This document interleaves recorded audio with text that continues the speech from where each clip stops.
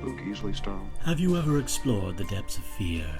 Have you ever wondered what depravity dwells within the imagination of a storyteller that prompts them to exhume horrors untold and expose those horrors to unsuspecting audiences?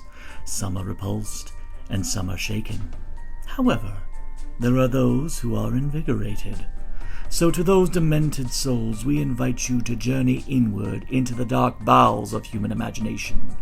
Press play, and you will discover what's in the podcast.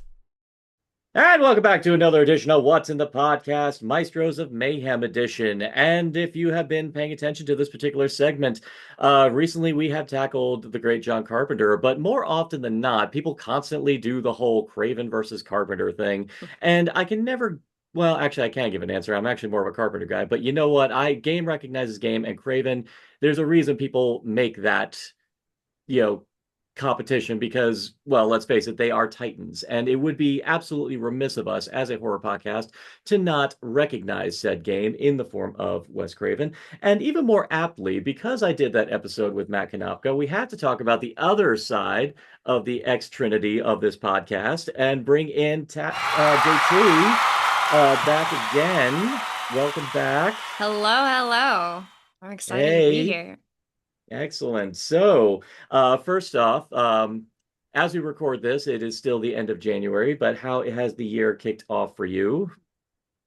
I mean, there's been some, there's been some good horror. I've been really enjoying, we love Joe Bob Briggs. He had a great special. Yeah. I just recently saw the new 28 Years Later.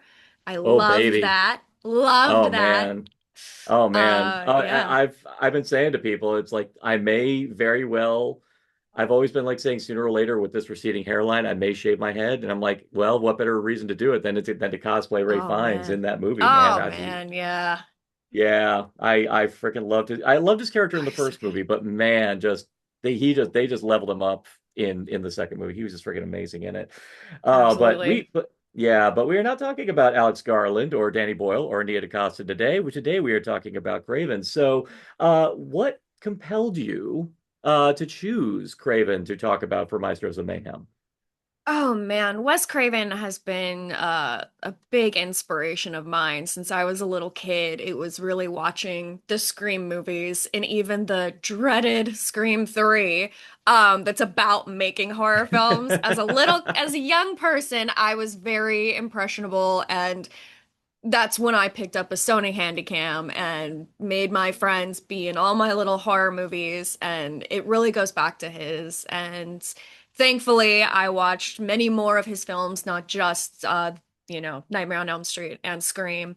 And yeah, he has inspired me to do what I do. I'm not a director, but because of that, I got into making horror movie trailers and stuff, which has led me on the path that I'm on now. So yeah, I would say I really owe it all to the master.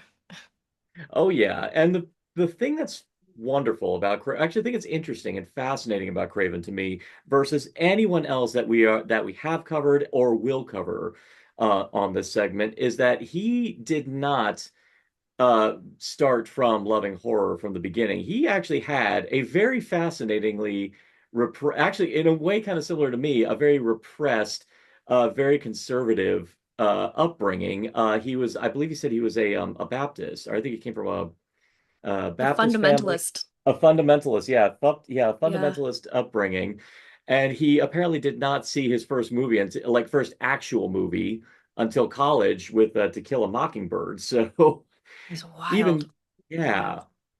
yeah, he kind of stumbled into horror just by association with just who he ended up running into. Of course, that being Sean Cunningham. Yeah. Yeah, who we all know and love as the man who said, "Well, Halloween banks, we got to rip it off," Yes, in the best of ways. in the best of ways possible. But the thing that always just kind of intrigues me about Craven is that he approaches horror not even as a fan of horror, but more just honestly, given his academic background, because I know because he was an English teacher, he was, Mhm. I think he had aspirations towards the medical field, didn't he? Oh, that I don't know. I just knew about the being an English teacher, Yeah, he was definitely an English teacher, professor. but Yeah. he kind of came to horror more from an academic standpoint Mm. as opposed to actually like having like a real enthusiasm for the genre. He just seemed to inject it with just the sensibilities of an academic, which is interesting when you take into account his first actual horror feature, Last House on the Left. So, Yeah. oh, what is your now? I've voiced my opinion on that one. So, what is your opinion on Last House on the Left? I mean, it's definitely hard for me to watch personally. But I think that's why it's so good and why all these years later we're still talking about it.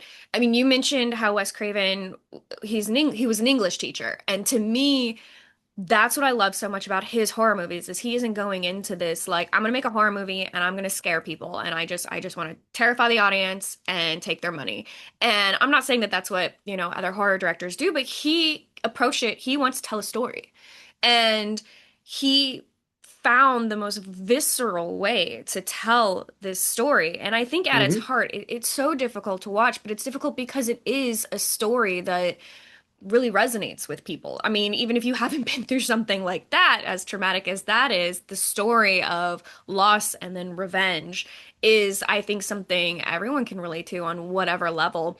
And, he said that he worked with a company that made documentaries. So he was very used to the world of the documentary style, like when they were piecing together the footage from Vietnam and things, that those sorts of stories never looked away. And so I love that he said about Last House on the Left is he didn't want to look away. He didn't want the audience to look away. He wanted us to live in these moments and make it feel real, like you're watching a documentary. And that's where the horror Yeah. comes from because it's real life scenarios. And yeah, I've seen it. I've seen it a couple of times, and I'm very glad that I've seen it. I think it's very important, and it does influence so much of the horror that we watch today. But I don't like watching it. But I think it's that reaction that he's looking for. Is he told a very difficult, real story because he wasn't just trying to scare the audience. He was trying to make us feel something. And I think, God, if that's the first movie right out the gate that he does, Yeah. like to me, Oh yeah. that's really what set him apart. Yeah. For anyone who listened to our episode on an essay on essay where we talked about sexual themes and sexual assault as portrayed in horror, my thing about that movie is that you can tell that Wes Craven, obviously being the first time director that he on one side had to lean into exploitation tropes because that movie is loaded with exploitation elements such as Mhm. narration in song form, which I thought was a little odd. But Yeah. then, but you can tell where Craven the man, where the Craven that we know, the Craven who wanted to bring out a visceral reaction, you can tell where he peaked out in that initial Hmm. murder slash rape scene because that scene I remember watching it going this is rough. Yeah. Yeah. The Yeah, first and time I funny. looked away.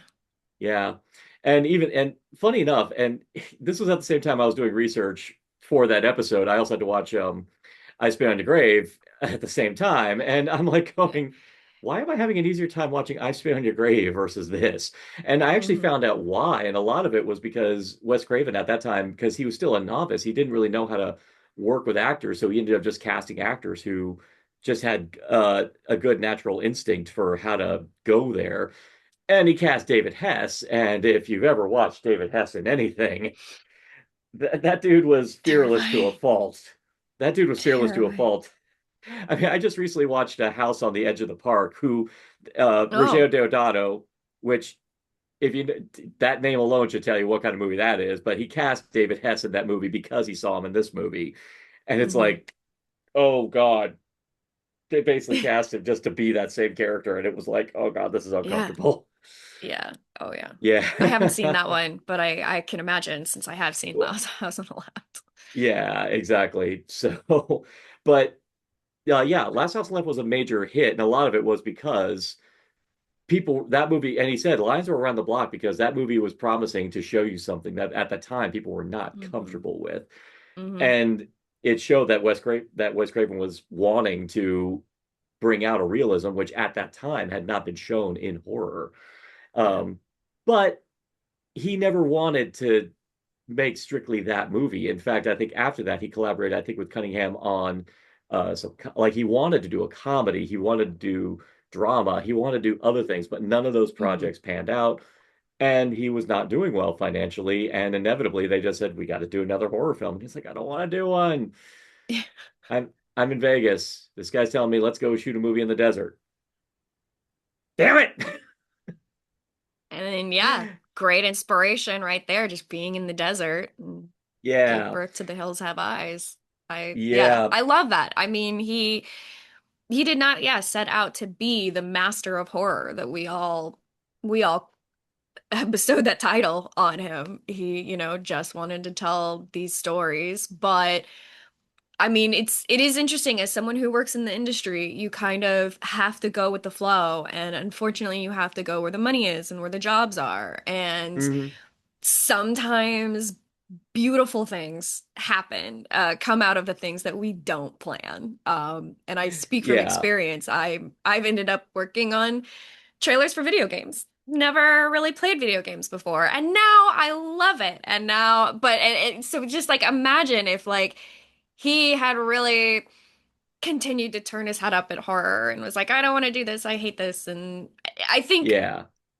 he didn't want to do it, but I just don't feel a hate there. I still feel a love and admiration for his audience, whichever audience that is. And I think that's why, yeah. Yeah, I think a lot of it also comes to the fact that first off, he did get, feedback from people who love horror and just obviously as the years went on, he has nothing but love and reverence for the people who come to him Hmm. voicing their love for his work. I think a major thing is that I guess I hate to say this term, making the best of a bad situation, but it seemed like he made actually I better he took lemons, made lemonade out of it by injecting the things that he wanted to talk about in a lot of the movies that he wound up making. Yeah. And that does actually carry through a lot. In my opinion, I think his best movies are the ones where he got a chance to really show or got a chance to talk about things that legitimately interested him.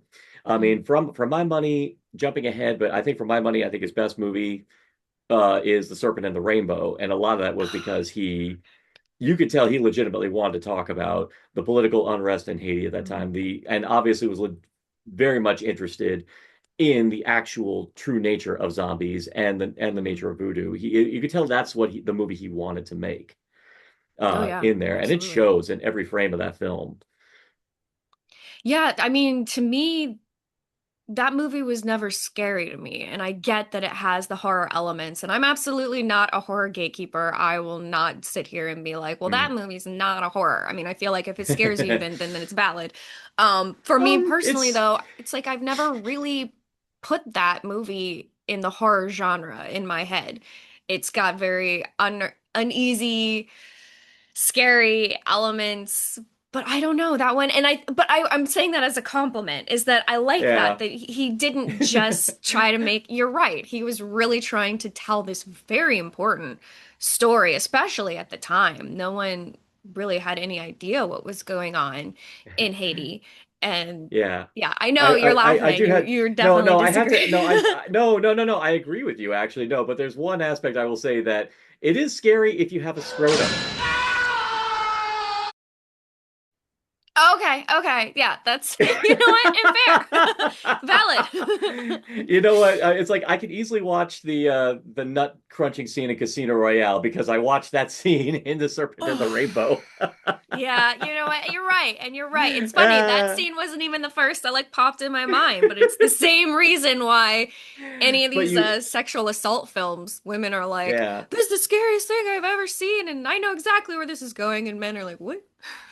I guess it's just a man word, but exactly. you know the people Oh, that I agree deal with with. actually Mac Adapka said it best. It's like we need more dick capitations in horror just to really kind of yeah, we need more of that just to kind of really hit home Yeah. how horrible it is, that level of sexual violence, just to really kind of make the guys Oof. realize, oh shit, this is not a happy thing. Yeah. But no, Craven you knew. are yeah, Craven absolutely knew. And I agree with you completely about everything else about that movie is that Craven kind of it seemed to me like he wanted to transcend the genre. And I mean that in the sense that he wanted to kind of take what was there and build on it even more.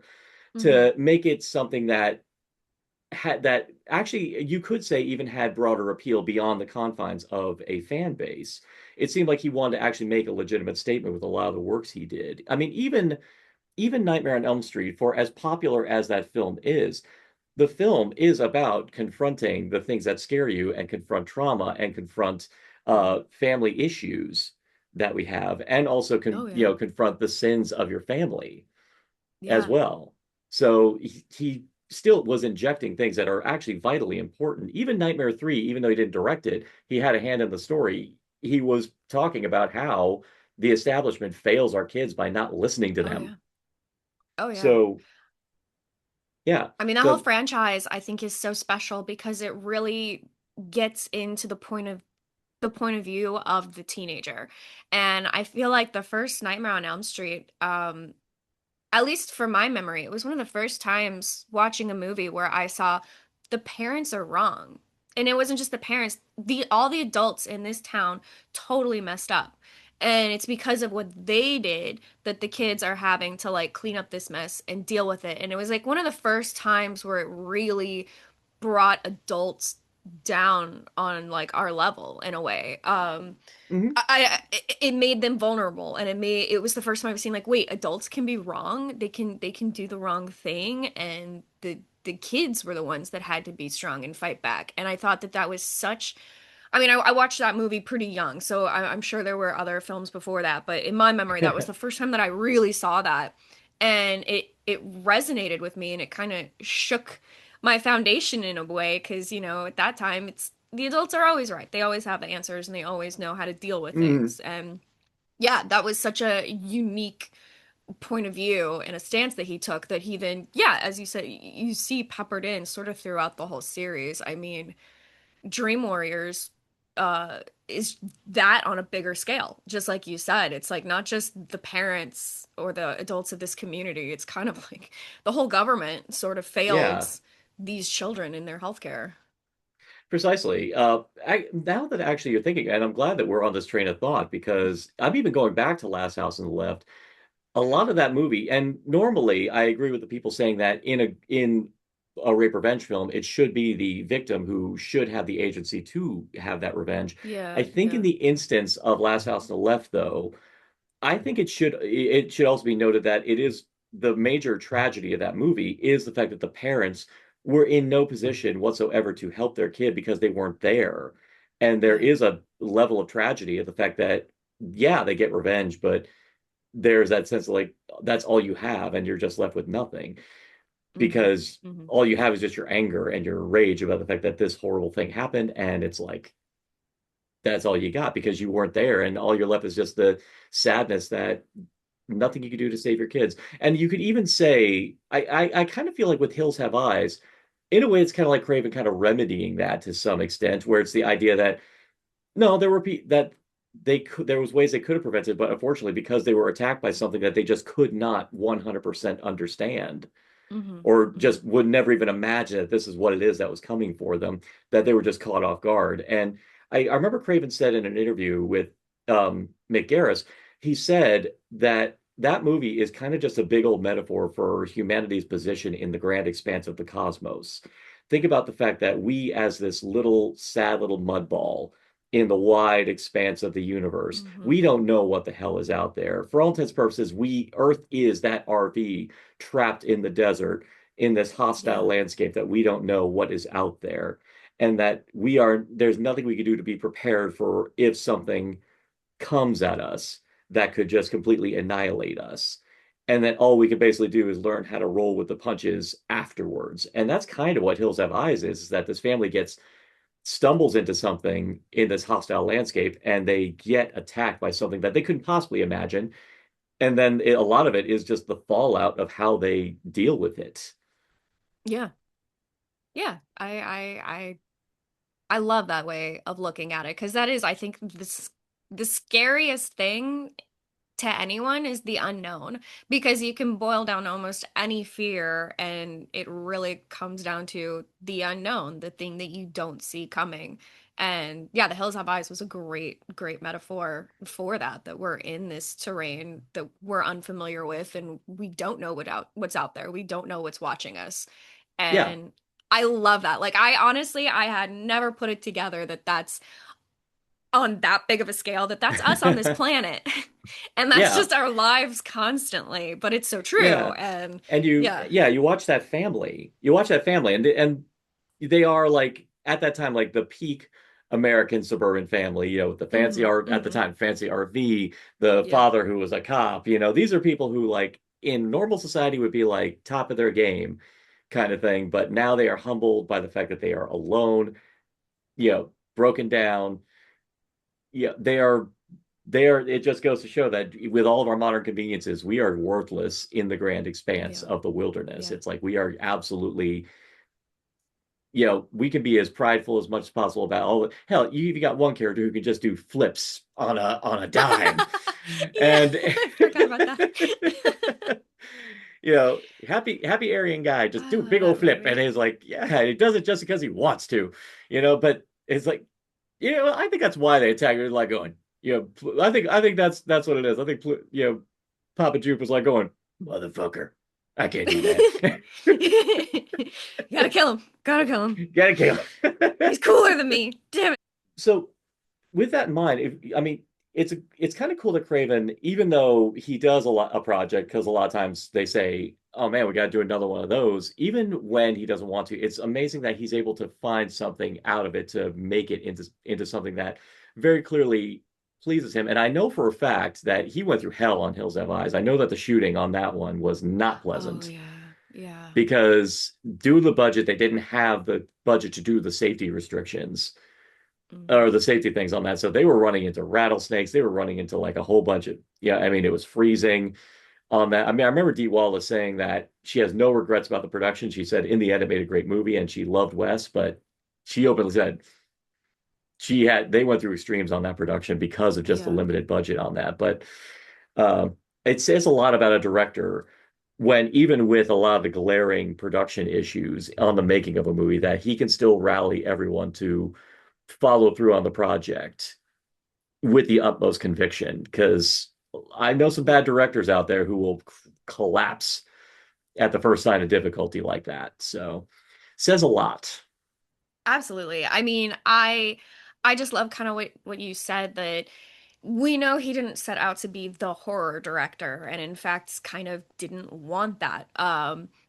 But I think what makes his movies so fun to watch, and so, which is hard to fun. I know The Last House, or uh what is Yeah. it? House at the End of the He'll Street is not fun. But what makes his movies so good and so mesmerizing is you can tell that he's having fun. And you can tell that everyone that's working on it is having fun, or at least really cares about this project that they're telling, that this story yeah. that they're telling you. And yeah, I mean, that's, you gotta give props to everyone, but the director, he's the captain of the ship, and it always comes, the morale always starts at the top, I believe. And Yeah.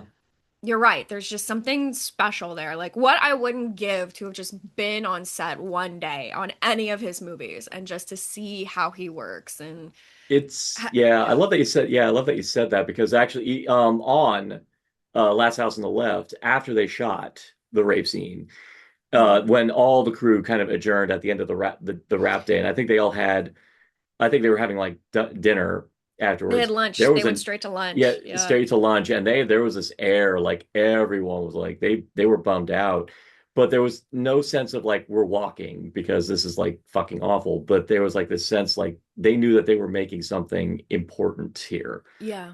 Yeah. that made them go, we need to see this through because we're making something that it's one thing to make a movie, do a scene like that and say like, oh, we're making something, it's filth and everything like that. But the fact that all of them took a time, watch it going like, we're making something that people need to see, Hmm. even if it's not pretty. Yeah.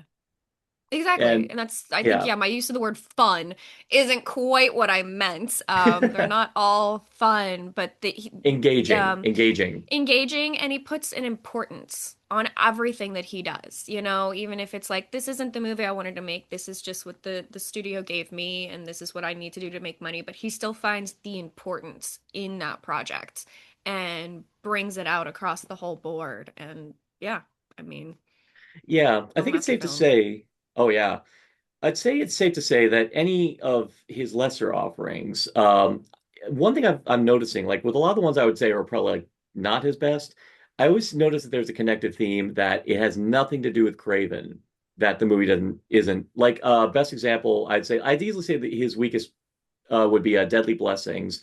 Deadly Blessings, Oh, even say Deadly Friend, My Soul to Take, Cursed, all those movies had nothing to do with Craven, apparently. It had all had to do with the fact that studio meddling, just flat out studio yeah, meddling. that makes sense. Every single one of them, just a lot of it was Well, crippled by the fact that the studios were just kept fucking with it. I mean, I agree because Deadly Friend was one I thought of. Chiller was definitely one that I thought of. But I Cursed and even My Soul to Take, I really like both of those movies. Cursed more so. I mean, you can't beat that cast. I mean, wow. Oh But yeah. I actually love My Soul to Take. And I know it's an unpopular opinion because it's like, oh, it does feel kind of like just any other Kevin Williamson without it being Kevin Williamson. Hmm. He didn't write that, right? I don't think he did. No, he I don't wrote think he Cursed. did. I know he wrote He Cursed. definitely wrote Cursed. Yeah. Um, but yeah, those movies, it's like, yeah, they didn't do nearly as well. They did not get the acclaim that the other films got. But as a fan of Craven's work and his projects and finding the light in so many of those projects, and that's the light that I follow. I see that light in like Cursed Yeah. and My Soul to Take. Like I still Uh, see that touch there that I love so much in his other films. I mean, I'm not going to say My Soul to Take is up there with Scream or anything, but it's mm, still at all, like not even a little bit. yeah. But there's still fun to be had with that movie. And I feel like it's Craven's fingerprint on that movie that is the reason I love it so Yeah. much. Precisely. I remember when I saw Deadly Blessing. I don't know if you've seen Deadly Blessings. That one That I was haven't a seen. No. I think that film came out after Last House on the Left. And Okay. the fascinating thing about that one, well, first off, one major thing to take away from that is that the whole famous Freddy's hand in the bathtub scene, Hmm. pretty much Craven swiped that from Deadly Blessing. Amazing. But I will say this, a Deadly Blessing, that scene is slightly more effective for one simple fact that it's a woman in a bathtub, legs spread, and a serpent is creeping Oh. right up, right up there. But Okay. yeah, but fortunately, but it's again, given the themes that that movie's going for. Now, for those who are actually unfamiliar, because whenever people find out, like, oh my God, he made this movie that I didn't know about, Deadly Blessing, what the hell? Which actually had Mhm. which had a performance by Ernest Borgnine and a very early Oh. performance by Sharon Stone. Um, Okay. yeah. Wow. The film, oh, and actually Michael Berryman came back for it. He's in it as well. Yeah, which if you anyone's ever Okay. seen interviews with Michael Berryman, he is funny enough. The character that shows the real Michael Berryman is in Weird Science after he says like, I you was know, gonna I don't say. want to, yeah, I don't want to lose my teaching job. It's like, no, that's actually Michael Berryman right there. He's actually the biggest, sweetest I person in the see. world, just because, yeah, just he's like that. But So the film, intelligent. yeah, the film actually tells about a couple who live in a farmhouse next to a incredibly religious colony. I think probably like I get the vibe that it was Craven's kind of like criticism of like probably Mormon, like Christian fundamental. You wouldn't be surprised if it's him talking about a lot of his upbringing, like his very Okay. restrained upbringing. And I will say this, Ernest Borgnine is given it. You know, he's kind of giving a similar performance that he gave in The Devil's Reign, but I feel like he uh takes it up in my opinion, I think he's a bit more restrained, and I think trying to do a much more earthly performance in the film. But the film, unfortunately, I'm going to give this away.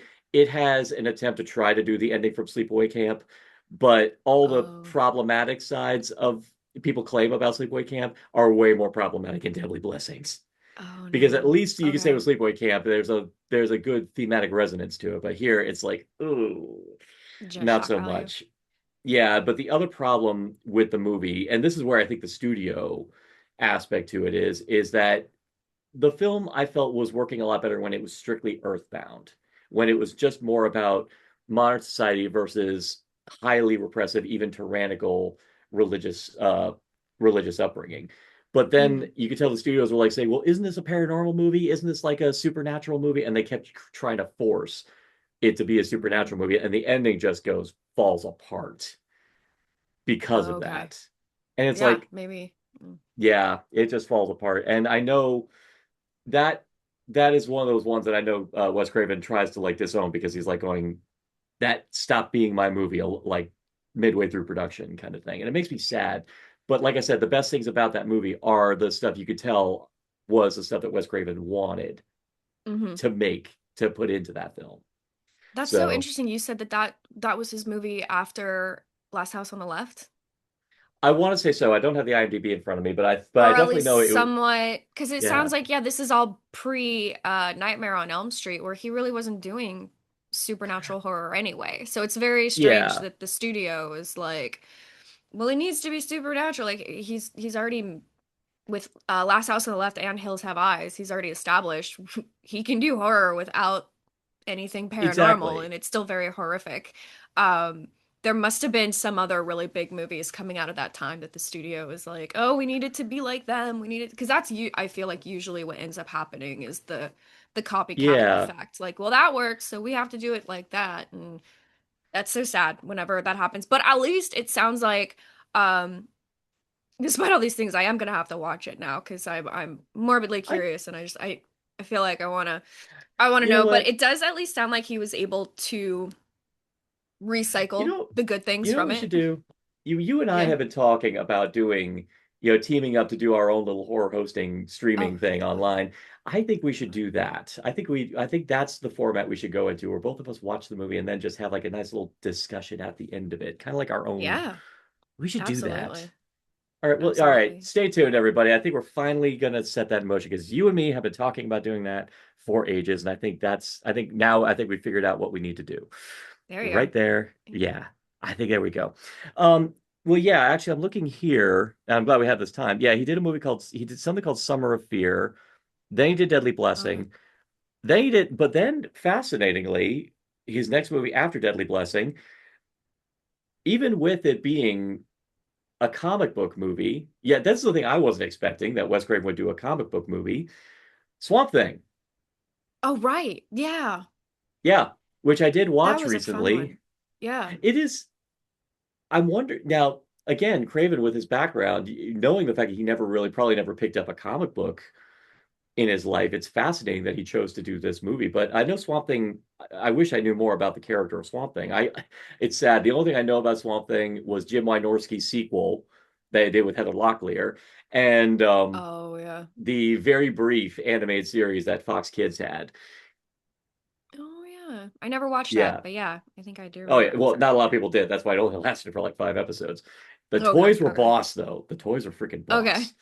Yeah, the toys were amazing. Oh my God, no. Swamp Wonderful. Thing had like this cool like extendable arm and his Oh, had his wow. lair and it has lair with like this little with this elevator that inside that you raise it up and it looks like he's coming up from the marshes kind of thing. It looked cool.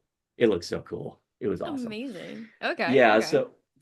there was a part of me kind of feeling like Wes Craven wanted to inject it's very clear he wanted to kind of inject a kind of like B-movie creature feature to it because even the look of Swamp Thing looks like the guy in the rubber Hmm. suit that you find in like Roger Yeah. Corman films Yeah.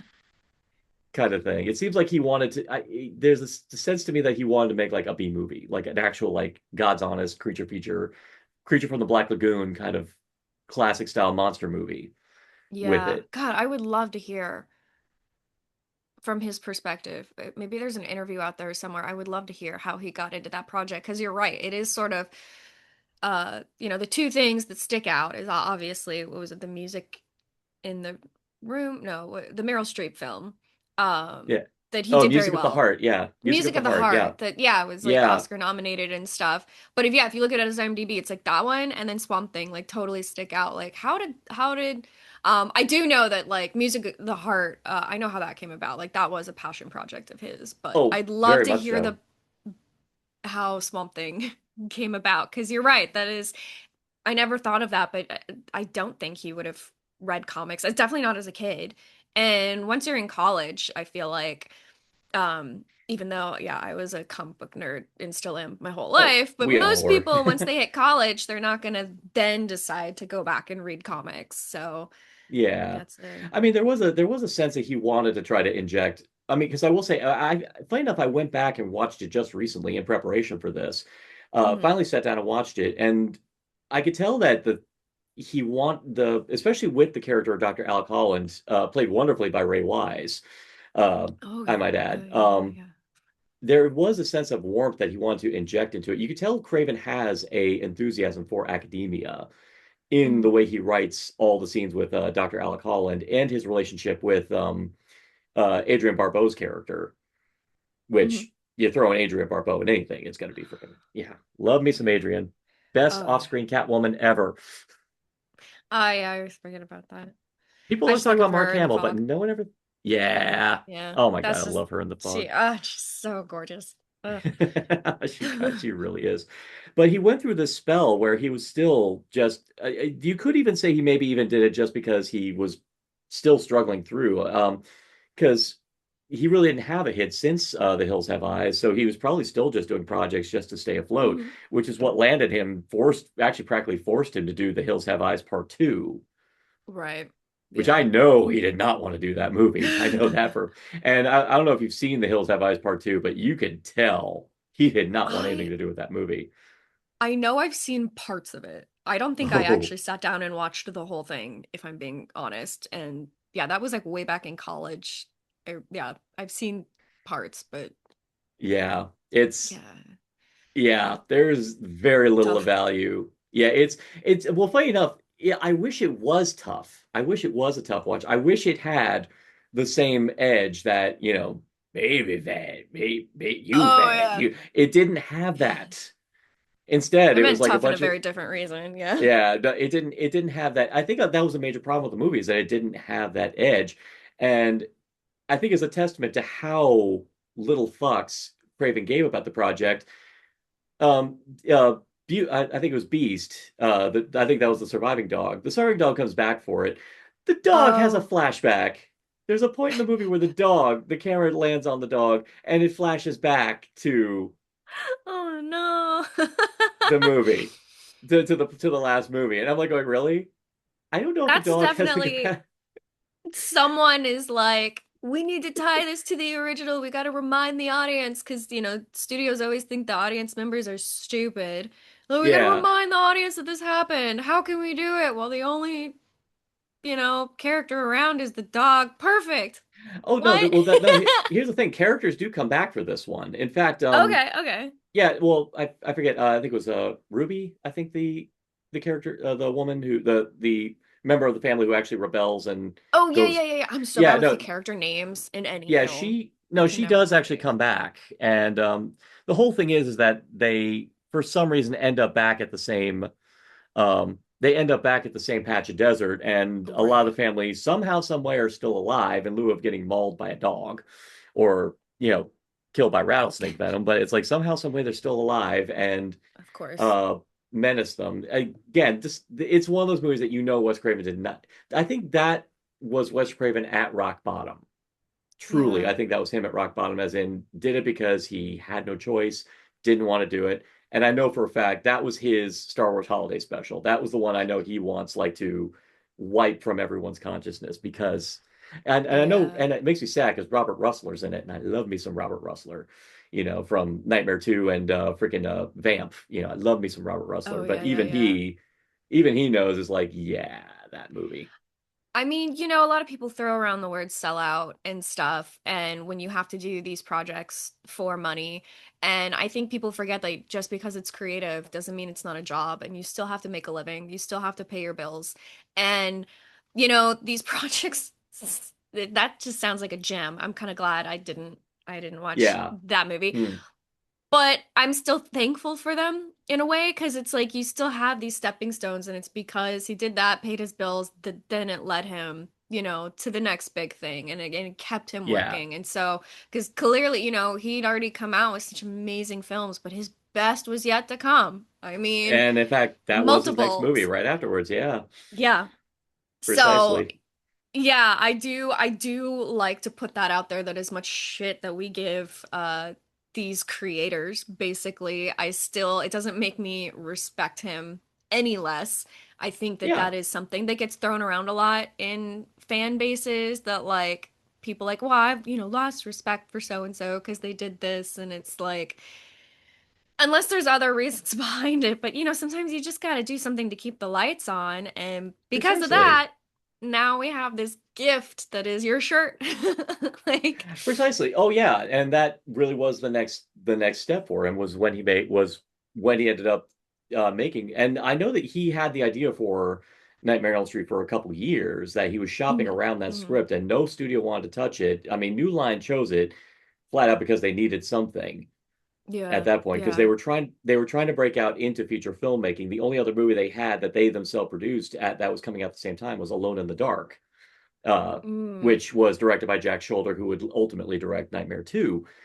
But they needed something, and this script landed on their table. And fortunately, Hills Have Eyes and Last House were still influential enough to at least get Craven the credit he needed. And fortunately, this is also a story that he very clearly had so much passion for that he was like yeah. championing the hell out of this project. Yeah, I So, believe I heard him say that it kind of sat for a while. It got turned down by a bunch of different studios, mhm. because they were afraid to try something new. So, Anyone who's been on the listen to the podcast, we did our full blown commentary on the first one with Logan Donahue and Lynn. But now's your time. Take the floor. Tell us about your love of Freddy Krueger. oh my gosh, my love of Freddy Yeah. Krueger. Well, I mean, I'll admit he's not my favorite Titan, because my favorite Titan is Michael Ah. Myers. That's what got me into horror in Ye- the first place. yeah. Um, Freddy was the one that scared me though. As a little kid, Hmm. I remember, my parents let me watch Halloween and Friday the 13th and stuff, if as long as it was on cable, so the boobs were cut out. But, you know, blood and gore they didn't care about so much. But those movies didn't really have super blood and gore, and something about Jason and Michael, even as a tiny child, just didn't really scare me, a little bit scared, but like in a fun way. But oh my gosh, just thinking of Freddy Krueger's name, I've seen photos of him in magazines and stuff or on TV, and that instilled such a fear. And that was like the one movie my mom would not let me watch. And mind Hmm. you, I was watching the Evil Dead movies. I Yeah. was when I was 5 years old, my favorite film of all time was Army of Darkness, which is not a horror, but still, like as a 5 year old, like that was my favorite go-to ever. But she would not let me watch any of the Nightmare on Elm Streets, and I think there was some psychological effects to that. Like, oh my gosh, so this guy is like the actual scariest person ever. And there's something to be said about he doesn't wear a mask, so you see his face, and it's grotesque and it's scary, but his face, it still moves with his expression. And I mean, Robert Englund is just like so Yeah. expressive, and his voice is amazing. And yeah, so right off the bat, before I've even seen any of the movies, he was already haunting my dreams. Like I already had this like totally built up in my head. Um, and I think, yeah, it wasn't until like late high school I think I actually watched these movies, which is funny because yeah, in high school I was still very much into horror. I've been watching the Scream movies as they came out. That was way pre-high school for me. Um, but I finally watched these movies, and oh my gosh. I mean, the first one, so yeah, if anyone's watching this podcast, my favorite trope, I guess, is the final girl trope. And to me, I use that term gender neutral. Like I really do think that the final girl has transcended gender, especially these days. And I mean, even Nightmare on Elm Street 2 kind of was the first one that really proved that. But to me, yeah, the Yeah. the final person is all about the least likely fighter has to finally stand up and say enough is enough and fight back and be the one to save the day.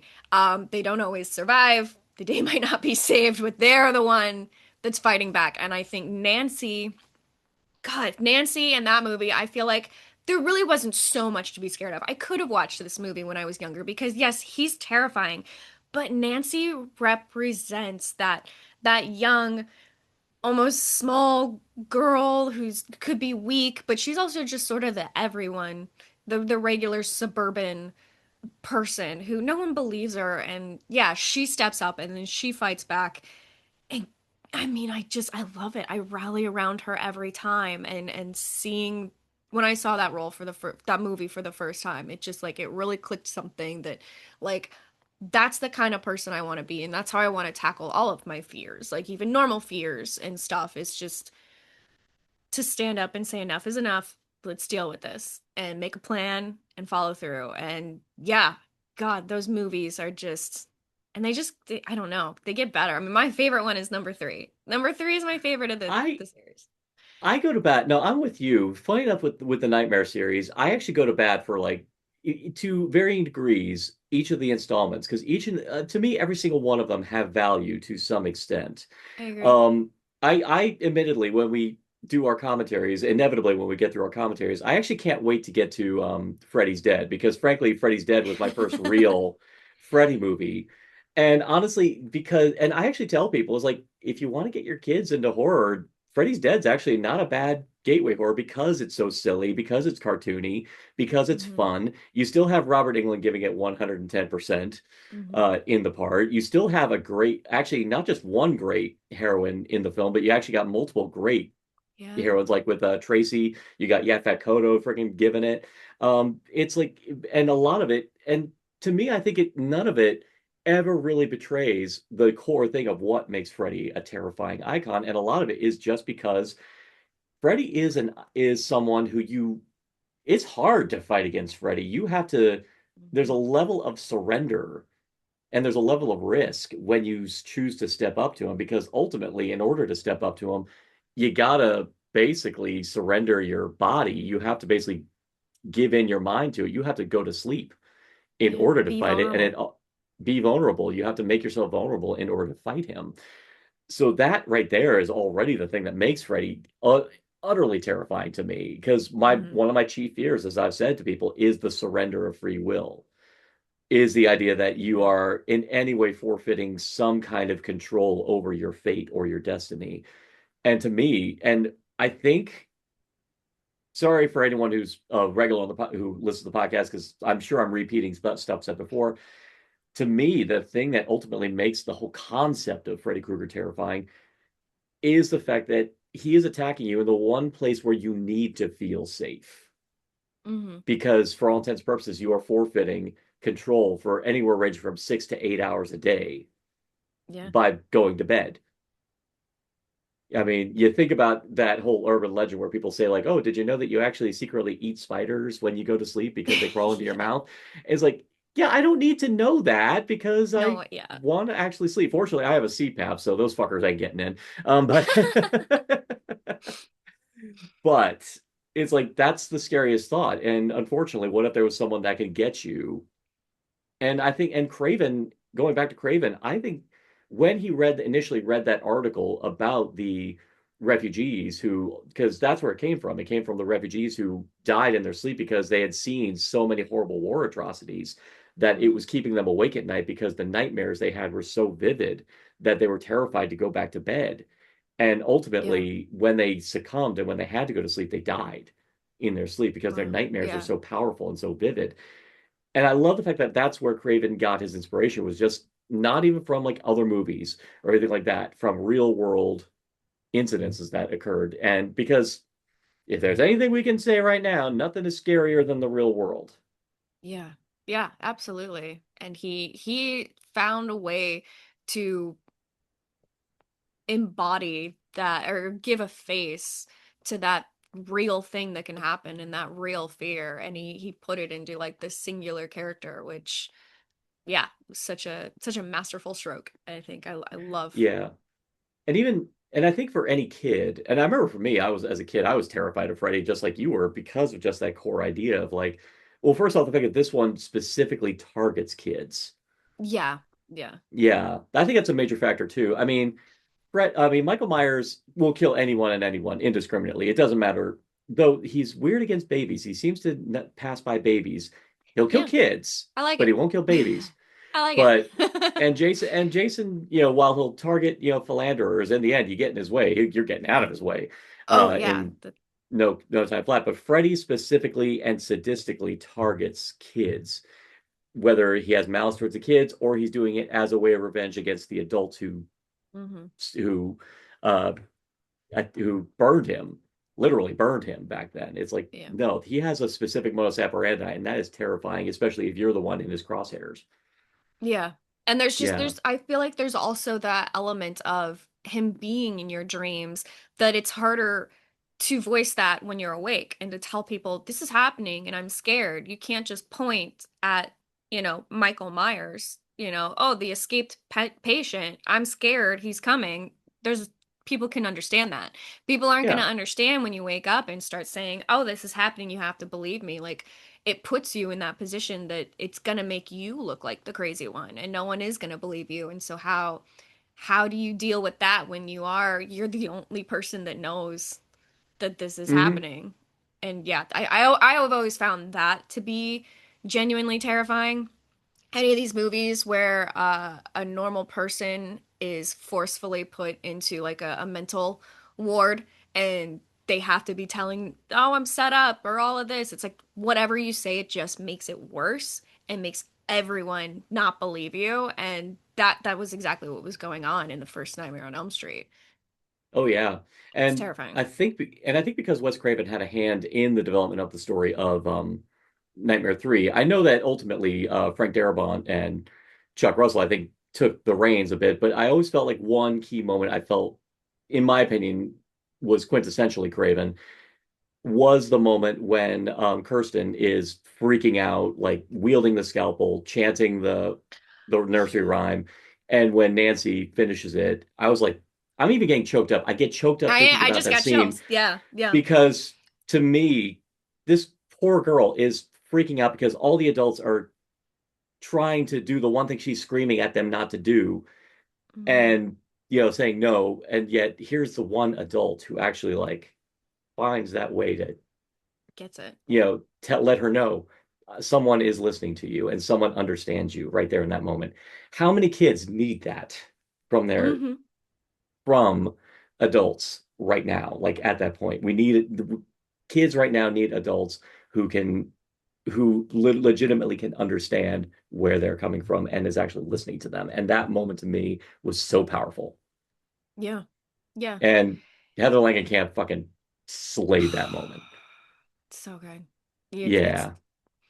yeah, I mean, we love Wes Craven and I really do believe he's a master at what he does, but he also has a way of attracting um the most talented professionals around him, whether it be other screenwriters or yeah, these actors that he works with. Heather Langenkamp, Mhm. I think, just puts her full self into all of these roles that she does, but you can tell that Nancy is so important to her.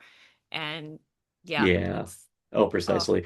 Oh no. One day I might widen the net of this segment and maybe focus on like the actors, like especially like do a whole thing spotlighting the actors. That'd be kind of wonderful, and do a Yeah. whole thing Yeah. saluting Heather because she's been coming back with a vengeance. Thank you, Mike Oh, she Flanagan. has. She Oh has. man. Oh. Oh, she's so good in the Midnight Club and so good Hmm. in her. Even had a brief part in the life of Chuck, which she was wonderful in. So Oh yeah. yeah, made me so happy. Makes me so happy when the filmmakers who were inspired by the works of prior, especially like Wes Craven, I love the fact that those filmmakers are making movies now and are actually casting those icons who probably their careers like went off in a different direction, but because these fans love them so much because of the works they did with these filmmakers, are like saying, "No, you're coming to my movies now." Hmm. Hmm. Yeah, makes me happy. Makes me so Absolutely. happy. But yeah, Craven. Well, actually, after Nightmare on Elm Street did well, he did kind of do a spate of a lot of other of a few other movies where where teenagers are indeed the leads, but they're all about kids seemingly coming to terms with some harsh reality in life. Because then after this, he did Deadly Friend, and then Oh, later on he Deadly did Friend. Yeah. Oh, Deadly Friend. Well, there's it has easily one of the best head explosions of all time, no Yes. question. I'm not saying it's Um, a good movie. I'm saying I'm in love with Christy Swanson and and yes, there's moments of it that are fun. I'm not gonna mention. Sorry, she prefers red hats. Oh no. Oh no. Yeah, Yeah, you just broke my heart. Okay. I'm sorry. I couldn't let you live in a lie. I No, thank couldn't. you. No. No, no. At Yeah. this stage, when people are getting executed in the street, we have to draw the line somewhere. We And do. yeah, Wow, exactly. that's a So bummer. yeah, Okay. yeah. I'm sorry to tell you that.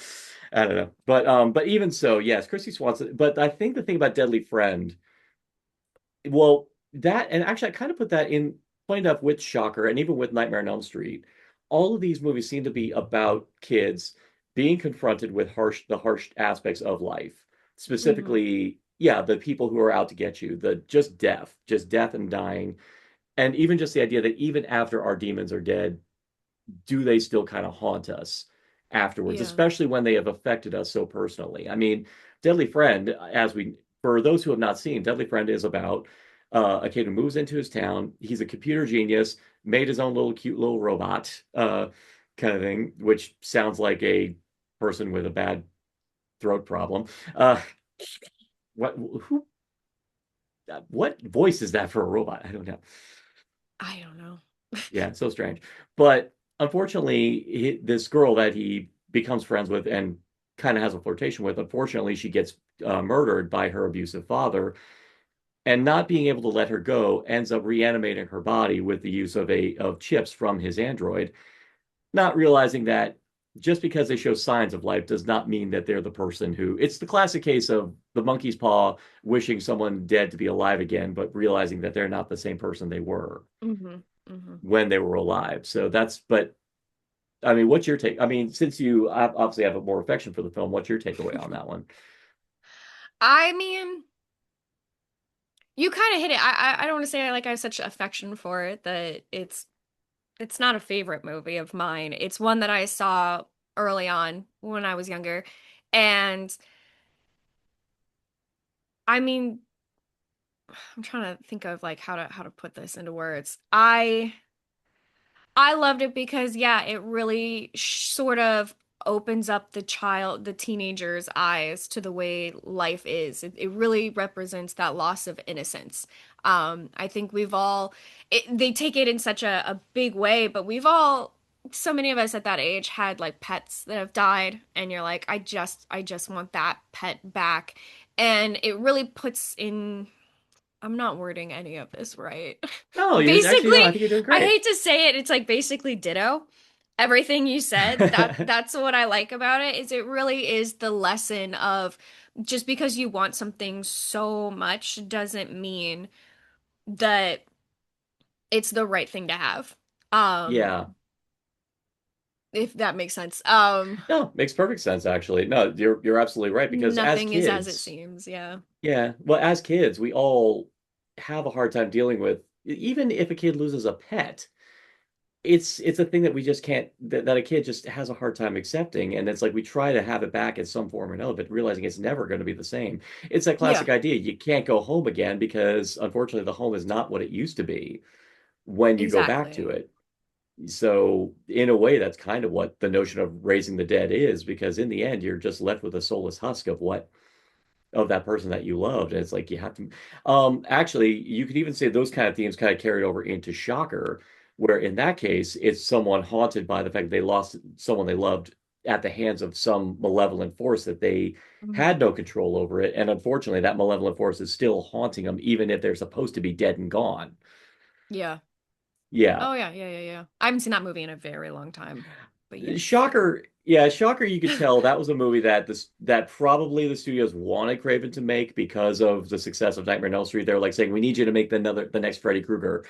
Yes. To their credit, to Craven's credit, alliteration, I win. To his credit, Horace Pinker is a freaking amazing Oh, he's so villain good. character, and but I think a lot of it really just comes down to the fact that Mitch Pileggi gives no fucks Hmm. in his Hmm. performance in it. So he's a fun character, but Um, actually, before I give my little, since I kind of preceded Deadly Friend, you go ahead and kind of give like a little bit of thing on Shocker, like what you think you give a kind of your own like on the spot analysis of that one.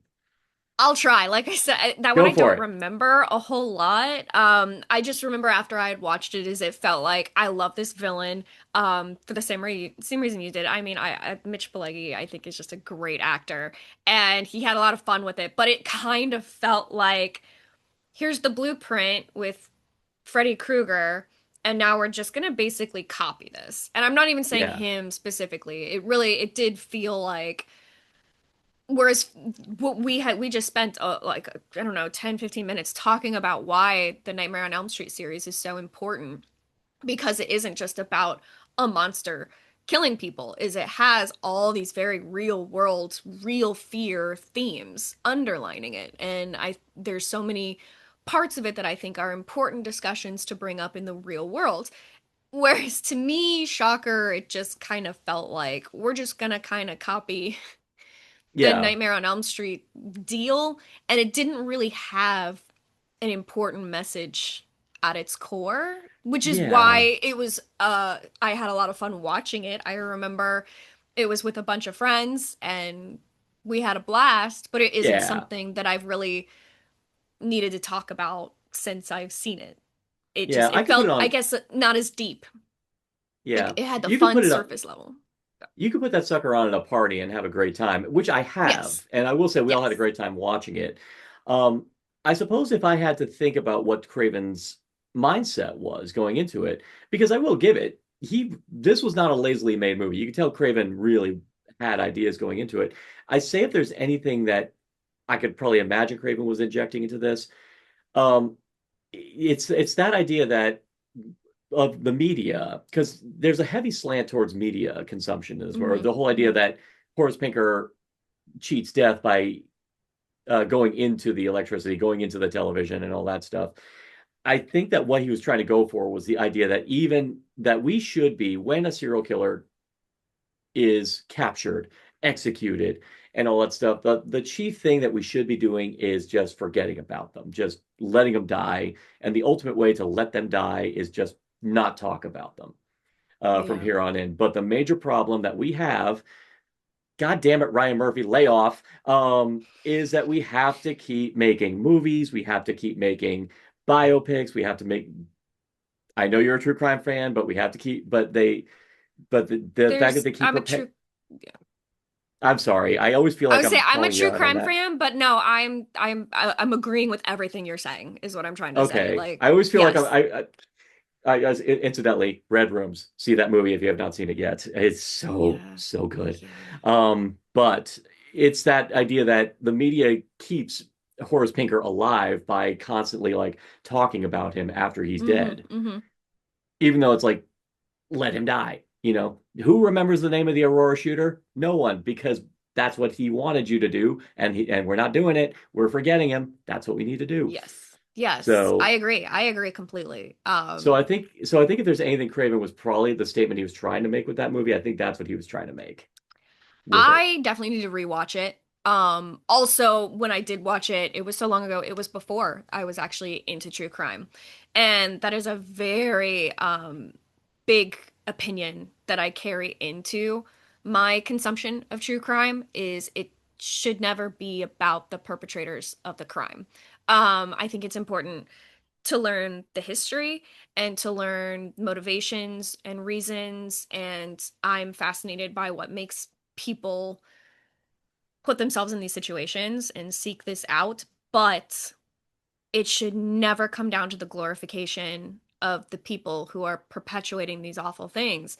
And to me, the best documentaries are all told by the point of view of the the law enforcement, the detectives who helped bring the, in this case, or the victims themselves. Like that's what's important. And so I didn't have any of this thought awareness, Yeah. I guess, when I first watched the movie. I really did. I just liked slasher movies and I liked horror, and so I went into it and found just a very surface Yeah. story. So yeah, I would love to Yeah. rewatch it with that in mind, because that's a great um thing to bring up, Yeah, and I think it's so relevant today because, like you say, you have people like Ryan Murphy that are just, not well, yeah. yeah, not only doing it, but kind of almost fetishizing it, and which is kind of like, Yeah. yeah, And I which is don't, I don't like yeah. that either.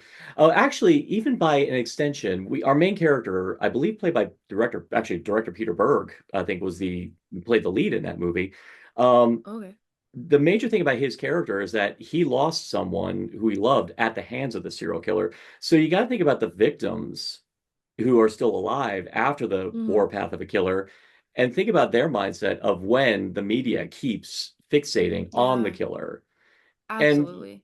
actually, I'm very happy that you've clarified, your where you stand on the topic, because from where I'm coming in, it's more about how my feelings just the way they fetishize the killer Yeah. side of it.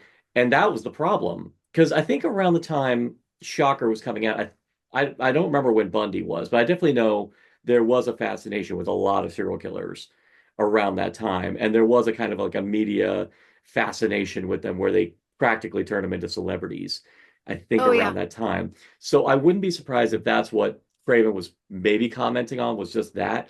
And the idea that from the victim's perspective, it is disrespectful and it haunts them. And it's like they're on a desperate bid to try to like be rid of them. But unfortunately, the Absolutely. media is not letting them. Absolutely. So, Yeah.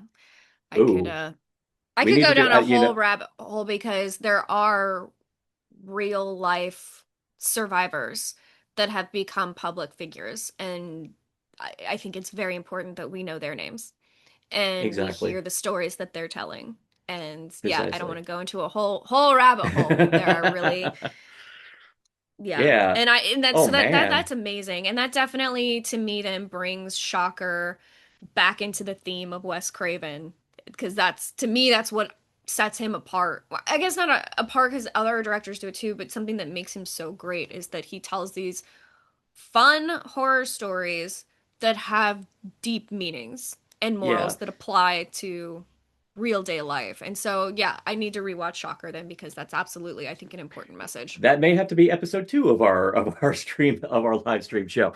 So we'll have to Just think all, about that. just all Um, Craven movies.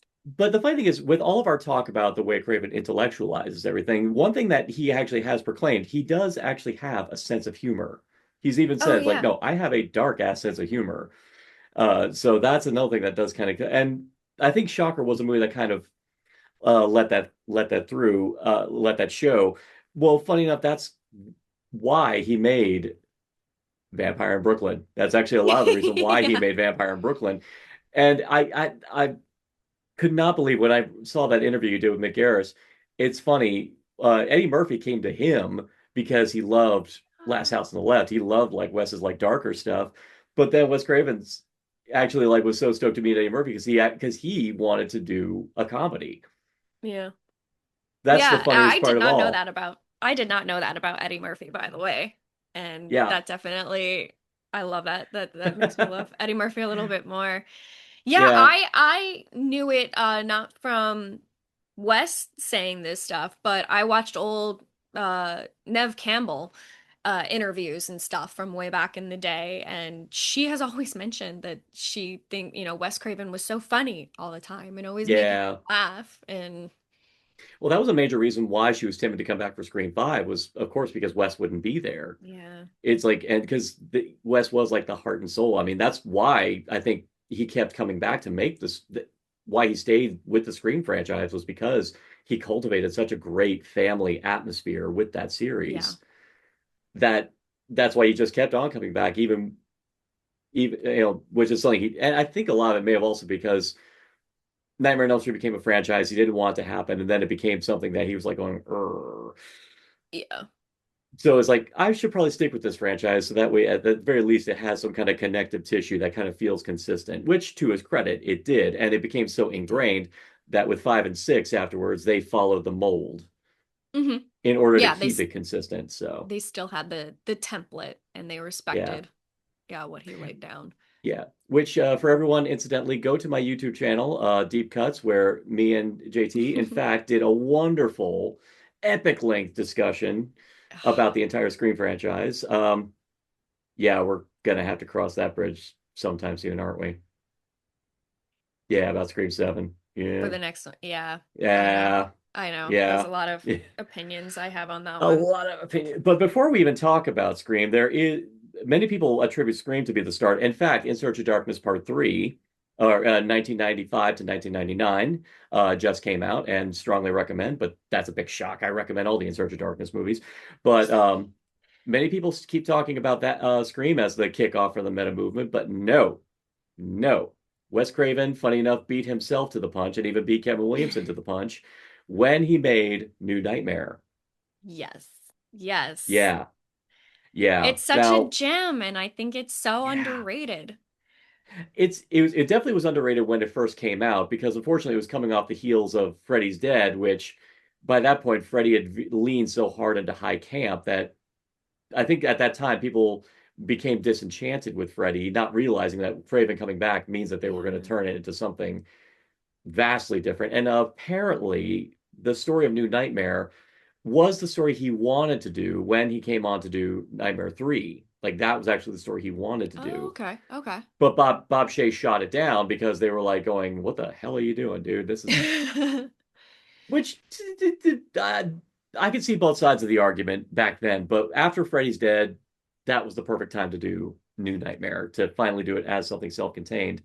Now, I know that, and honestly, it was even better that they did it now because the movie is kind of Craven's commentary on franchise oversaturation and the idea. Oh, for anyone seeing it on the video not right now, a beat adorable void kitty just came into the Yep. void. Came into. Oh my God, The other he's so Craven fan. beautiful. She Look has to at watch all the that. movies with me. Oh my God. Oh, you see, now this has to be on YouTube. YouTube now. So take a cheetah kitty. Kitties boost viewership. Yes, there you go. That's the thumbnail right there. There. There's our thumbnail. Kitty. Oh, and the eyes are still like floating in the background, like a Warner Brothers cartoon. Yeah, she's sitting there. She's just it's all black right here, so you can't see, but she is right there. She's just So, mad because it is her time for her favorite treat, but oh she'll really? have to wait. Um, Oh, that's yeah, right. We can edit. I love that. I did not know that Nightmare 3 was when he wanted to do that because I it felt like when Freddy's back or New Nightmare, I felt like New Nightmare it came at the perfect time for New Nightmare. And I hate that people kind of disregarded it because it did come out at that time when horror really was this Oof. redheaded middle child that they, redheaded stepchild kind of thing, where people Yeah. didn't really like horror anymore. The Halloween Well, movies, the yeah. or Friday movies were all decline. Well, And that was that unfortunate time where, well, and it's funny, you'd think it would have like exploded because, Silence of the Lambs had taken Best Picture in 1991, but yeah. unfortunately, the critical elite didn't want to rationalize it as a horror film. And even then, Seven came out, I think, sometime around, relatively around, no, Hmm. Seven came Hmm. out afterwards. Either way, these movies were coming out that we call horror films. They are bona fide horror films. But the critical elite didn't want to call them that.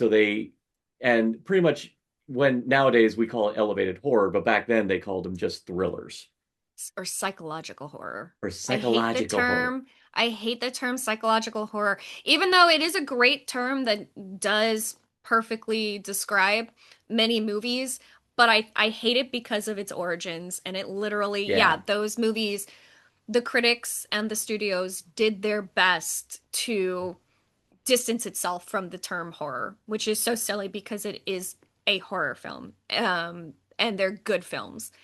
But Yeah. yes, so yeah, horror was doing well in those days. It's just that the people at the time, audiences didn't really realize it because we weren't allowed to associate those movies with horror. They were the thrillers and psychological horrors and or Precisely. psychological thriller. Yeah, that's what they used. Yeah. I mean, horror, no matter what, was always there. Like it just unfortunately, in order for a horror film to really like make an impact, it had to go above and beyond. I mean, that's how Hmm. movies like Candyman became the massive hit they had because the directors had to level up and say Yes. something important and Yes. profound. People Under the Stairs, which is one I'm definitely not going to discount because frankly that is also in my top three Oh yeah, Craven films, easily, no absolutely. question. Because and that one stands out because Craven again had something vitally important to say. Actually, now I would even now Jordan Peele's actually going to do take a hand in redoing I that. can't And Frank, wait. Yeah. yeah, which I want him to because in the same way why I was so happy when he did Candyman because actually much like the OG Candyman, Craven very in a very good and very sincere way tackled a very important racial subject matter, but Hmm. he can only do it as much as he can within the confines of his Yeah. perspective. So I'm hoping against hope Jordan Peele does the same magic with that he did with Candyman, where he's doing it through a more authentic lens. But even so, Craven, to his massive credit, was fearless with people under the stairs. There was a sense like he was giving them both barrels on that movie. Yeah, absolutely. Had a very important story to tell, and it is unfortunately, I guess, just as relevant today as it was then, like maybe even more so. And to me, that's just good storytelling. It doesn't matter what genre you are. Mhm.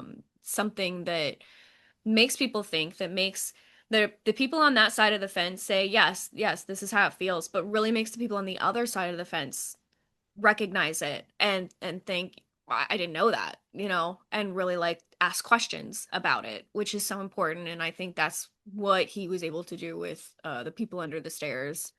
Yeah, I think the one thing that Craven really did inject in that movie, which from fortunately with his perspective, one thing he was able to do was really show like the ultimate vile incarnation of the villains. I think the villains are like the ultimate exaggeration of everything that is wrong with the slumlord culture, with the wealthy elite. I mean, the Hmm. main characters played by Everett McGill and Wendy Roby, which is funny because here they were reteaming from Twin Peaks.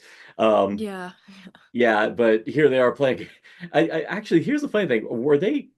I think they were brother and sister too. I think they mention it like once that they're actually brother and Yeah, sister, but they only but the mention it once, or there's like a hint to it, but because it's never like really outstated, audiences assumed that they were married. yeah, and it's like, but here's the thing: it's not far off. You definitely suspect there's some incest going on there. Oh yeah. Oh yeah. Yeah, it's, well, come on, the guy wears a gimp suit just for shits and giggles. I mean, that's just like, yeah. And it's like, if there's any time I'm ever going to want to see Everett McGill in a gimp suit, this is probably the best time to watch him in a gimp suit, uh, kind of a thing. But just seeing, and actually, in many ways, it's kind of like the whole movie kind of unfolds. Actually, one could even say a little bit like The Hobbit when he goes into Smaug's, into what's the name of the Smaug's den, basically, where the Oh, idea of a dragon hoarding riches. hmm.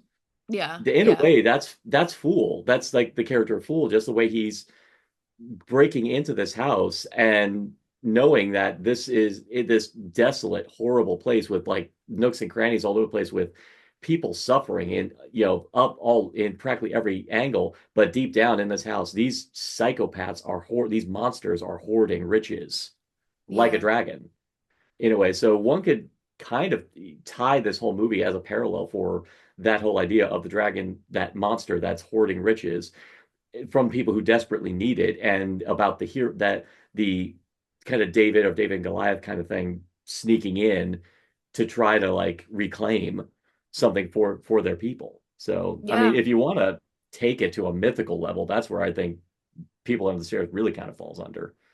Which, like, definitely is not relatable to anything going on today. Oh, not at all. No way, not at all. Yeah, no, that's a great way to put that though. I never really thought about it being a high fantasy story that we've heard for generations upon generations and being Yeah, retold in this horror setting, but also smaller setting, like a setting that we can understand. I can't understand what it's like to, hike across countries and go into a cave and fight a dragon, but I can understand what it's like to have the people in power in your neighborhood hoarding that yeah. power and taking it away. Yeah, that's a Hmm. great And great way to put yeah, that. Yeah, actually. Oh man, I'm glad I came up with this point when I finally did decide to tackle that movie like on its own on a podcast. Man, I can't wait to do that. Oh, Yeah, ooh, ooh, ooh, man. Can't that'll be wait good. now. Yeah, no, I would have been remiss not to talk about that movie because it's so damn Absolutely. good. But yeah, so but of course but Craven does have the one rare distinction, unlike every other of all the Maestros of Mayhem that we tackle, he's the Mhm. only one who has two horror franchises under his belt. Yeah, yeah, Yeah, two Titan franchises at least. Yeah. yeah. And I know that I remember when he got the script for Screen, he did not, he was naturally reluctant because, again, he wanted to go off and do other things. But I think a fan came up to him saying, like, yeah, when are you going to do something really kick ass again? And he's like, well, this script just came along. Oh, that's It, funny. I haven't heard yeah, that. I which I like that. actually, yeah. And he'll admit, it's like, yeah, I really like the script. I just didn't know if I wanted to do it until a fan came up to me saying, you need to do something really kick ass again. He's like, okay, we'll do it. Hell yeah, fans. Hell yeah. Fans. Yeah. Hell yeah to the entitled fanboy. You know, to that I yeah, mean, we don't enable you, but that one instance you were right. I'm That not one saying is entitled fanboy. I'm just saying fans make your love known. This is why yeah. it helps to let creators know that you enjoy what you're consuming from them. Yeah. Yeah, precisely. So again, I mean, you and I have t talked Oh, long and hard about the Scream franchise. I I think if can go it on forever about that franchise. yeah, we really can, and we have. I mean, I suppose if anything we can do, just so that we could talk about it, let's go ahead and just kind of focus on specifically what it is that Wes brought to that franchise. Now, many people definitely say Kevin Williamson was a major. I'd say that was like the first time I think Wes had someone he can collaborate with. Hmm. I think that was the major factor. But I mean, we can talk all day about what Kevin Williamson specific his influence on it. But what do you think it was specifically that Wes Craven did that made the Scream franchise special? Oh man, that's hard to say, honestly, because I really do tie it to both of them. Like we were saying how much at least I was saying that I love the way Wes Craven really puts many of his movies in the point of view of the teenager as they're, coming of age and coming into their own and becoming enchanted by the real world around them. But I mean, Kevin Williamson, he wrote that at I think his height of Dawson's Creek. Like he was absolutely also a voice for the teenager. I believe he wrote that while he was doing Dawson's Creek. Um, it's hard to say like what specifically was Wes Craven. I I would say, I mean, the horror elements. Um, Kevin Yeah. Williamson, he wrote an amazingly intelligent scripts centered around these kids dealing with the meta of the situation because it isn't uh I mean it's told basically through the point of view of the audience member of people who watch these movies, but to me Wes Craven, he had been around the block with horror by this point and had already done many of the Nightmare on Elm Street, so he was able to bring this situation that is a satire on the world around us but actually make it scary and Yeah. yeah, Actually, and make yeah. Ghostface a figure that haunts your dreams. That isn't just like, oh, this is a movie character, and we're talking like in the movie, he's still basically a movie character come to life, and is just a representation of like, oh, we like to watch movies because that's what the script is it's Mhm. the audience that loves movies, and now they're relating their real world issues to movies. But Wes Craven was able to take this satirical character and make it genuinely scary and still give that flair of Nightmare on Elm Street and his other films to it. So I that's what I would attribute Wes's part. And you know what? I think he hit the nail on the head, right? Absolutely there. In many ways, well, it's kind of like when they made the movie of Ready Player One. That movie, in the hands of any other director, to me, and honestly, would have been just garbage. But because Steven Spielberg, the man whose films, let's face it, that book filleted like every left, right, and center, Yeah. because Spielberg directed it, he was able to give it the heart that you could tell the writer of that book initially wanted. So taking it back to what Kevin Williamson brings to the table, because for all intents and purposes, Scream, in the hands of any other director, would have been a big old fan wanky, big old thing where they're thumbing. And I know that a lot of other directors were approached for it, and Mhm. many of them turned it down because they couldn't see the true intent. A lot of them wanted to just balls out make it a comedy because they thought it was a That's comedy. what, yeah. Whereas Wes Craven was the only one who actually understood specifically what it was getting at. And I think a lot of that really does come from the fact that he approached things from a more academic perspective Mhm. and less this you could say that this may have been his apotheosis owing to the fact that because he came from a less of a film fan background and just more someone who approached horror from a much more analytical academic standpoint. I think he probably approached it just more about the fact that this is a movie about the people who watched my movies. Mhm. So much like how Spielberg was for all intents and purposes filtering a fan wanky novel through the perspective of the person who practically created the man who wrote that book, I feel like Craven was realizing he was filtering this script, which in the hands of anyone else would have been a big old fangasm. He took it and filtered it and made it into something much more real that became a hit with people because everyone saw themselves in those characters. Yes. Yeah. And one thing Craven, as we've discussed throughout the course of this podcast, is that because of his Nightmare on Elm Street, I'd even say yes, even with Shocker and even Deadly Friend, he understood the horrors of being a kid and being understand of the dangers of being a kid. It seemed like he injected that same idea in Scream, like because I think he understood what they were going for with portraying kids now as film fans who are aware of the stuff that he himself created and turned it into something much more genuine as opposed to something he didn't Mhm. he wanted characters, not caricatures. Brings to mind what he said in that interview that you've already referenced, because I watched that interview too. I love how he was actually talking about Nightmare on Elm Street, but I think it's even more true in Scream, how there's many characters, but each character is really supposed to be a reflection of the one viewer. So they're all pieces of us. And because no one person is just one layer, one stereotype. We're all many different things, and each character represents the choices you can make. And so, like, oh, if someone dies, it's like, yeah, well, that choice, if that's the impulse you're gonna go with, like that's would be your fate.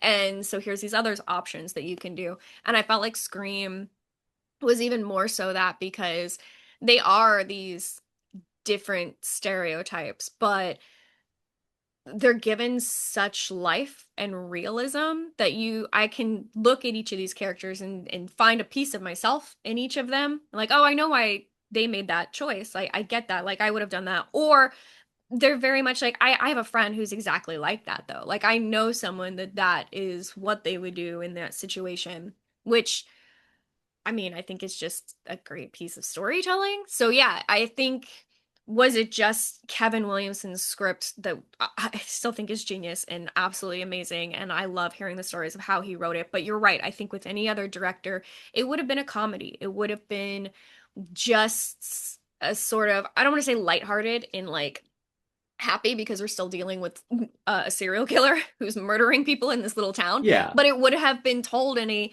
light-hearted way. I think it was just a satire, and I think Wes Craven was able to bring these moments of like real suspense and make you think like, oh yeah, this is a movie, but this is still happening. This is still actually happening to us. And this character that you Hmm. just fell in love with, they could just be about to die right now.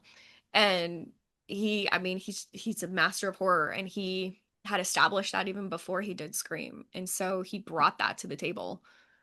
Yeah, precisely. And I think part of the thing that probably kept him coming back was I think in a lot of it, and he kept collaborating with Kevin Williamson. I think because I think they both had a same belief when it came to the importance of if you're going to do continue making these movies, you got to have something profound you have to say about it. And to the credit, Mhm.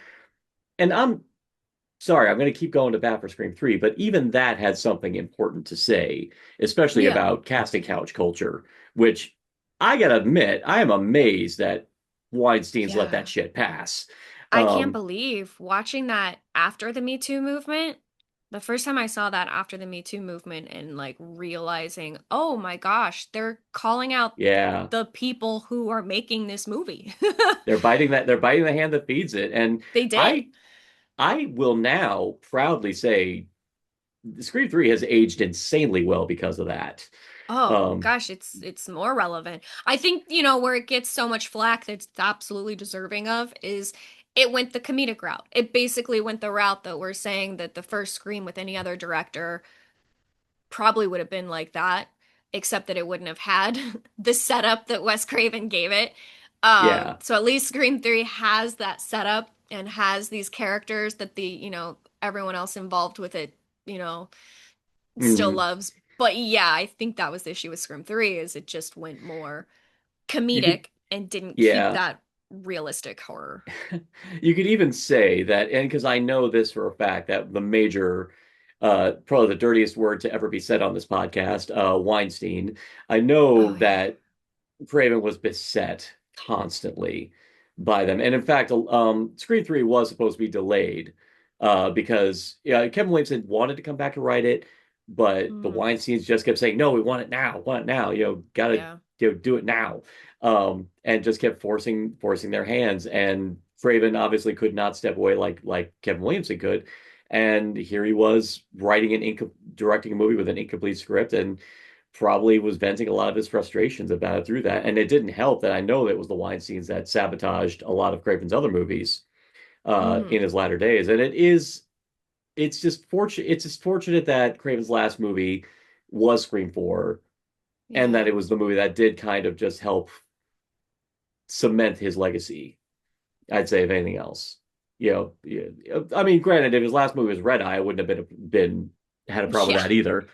Sorry, we had to make mention of Red Eye too. Actually, Red Eye, I I love think, was Red Eye. probably Red Eye's amazing. I'd say that was Craven's attempt to make a Hitchcockian Yeah, movie. absolutely.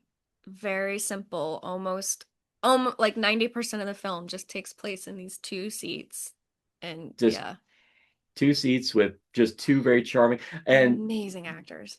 funny enough, we just actually did our episode on Hard Eyes recently, and it's like, and the major success of that movie is just the appeal of the two leads and how the beginning of Red Hmm. Eye feels like the beginning of a romantic comedy. Like you think it's going to be Yeah, like this sweet, like, oh my God, they have such great chemistry. And it's, you have these two very charming actors, Rachel McAdams and Cillian Murphy, and it's like, oh my God, they're so charming. And then it's like, nope, second they it's sit so next to well each done. other, oh man, it just gets so damn tense. And again, you feel that little spark twinkle of Craven where he's like going, I get to make like something Hitchcockian. It's like that's what it feels like, But the thing I find funny though, going back to Music of the Heart, um, Meryl Streep, I mean, she was reluctant to do the movie when she found out that Craven was making it because it's like it's Wes Craven, and there was a sense that, and he openly voiced that, yeah, there was that.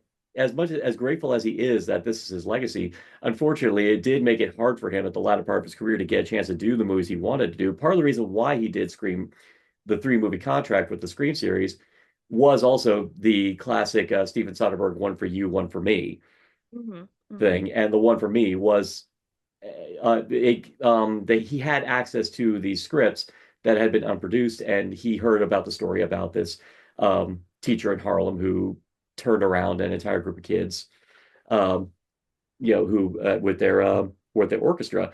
Well, Meryl Streep was very reluctant to do it because she's like, "What's Craven?" But because she did not do horror. Actually, to this day, I don't think Meryl Streep has ever done horror. No. I know there's The a great rumor going around that it's actually her in Nightmare on Elm Street Part 2, but it's an actress that looks just No, like it's Kim Myers. I know, and Res- but have you seen that? Have yeah. you seen that circling around? It's like, Oh, guys, so it's a many. completely different human being. No, I'm sorry. I mean, yeah, we joke that Kim Myers, actually, and a lot of people said that part of the reason why they cast Kim Myers was because of her very strong resemblance to Meryl. But I could no, see it's that. Kim Myers. Respect Kim Myers. She was like one of the, Absolutely. yeah, I'm sorry, respect her. She was actually one of the few. I mean, for as underwritten as her character in Nightmare 2 is, she's the thing that elevated that. Oh She elevated yeah. that role, that Oh that yeah. role. She brought such heart to that movie. Absolutely. Precisely. Precisely. And to her credit, also for what little merit that we could say about Hellraiser Bloodline, she definitely elevated elevated that as well. So yeah, sorry guys, Meryl Streep would never have been in Hellraiser Bloodline. Kim Myers, on the other hand, fuck yeah. Oh, hell yeah, hell yeah. Hell yeah. Oh, yes, but Meryl Streep was very reluctant to do it, but I think it was her kid. I think it was one of her kids actually like said, Wes Craven's do it. Oh, you gotta do it. You gotta do it. So it was like her kids are nudged Amazing. her. And then ultimately when Meryl Streep met with Wes Craven and Kate, because unfortunately there is that stigma that outsiders looking in that always hovers over horror directors. And you and I know the majority Mhm. of horror directors that we've either met in our time, or most of them are not the people that you think they are. Most of them are like polo shirt wearing, you Yeah. know, guys that you'd probably see on the golf course, kind of thing like that. Yeah. They're the most normal. I always kind of joke the only two directors I could say you could look at them go horror director are Rob Zombie and Joe Begos.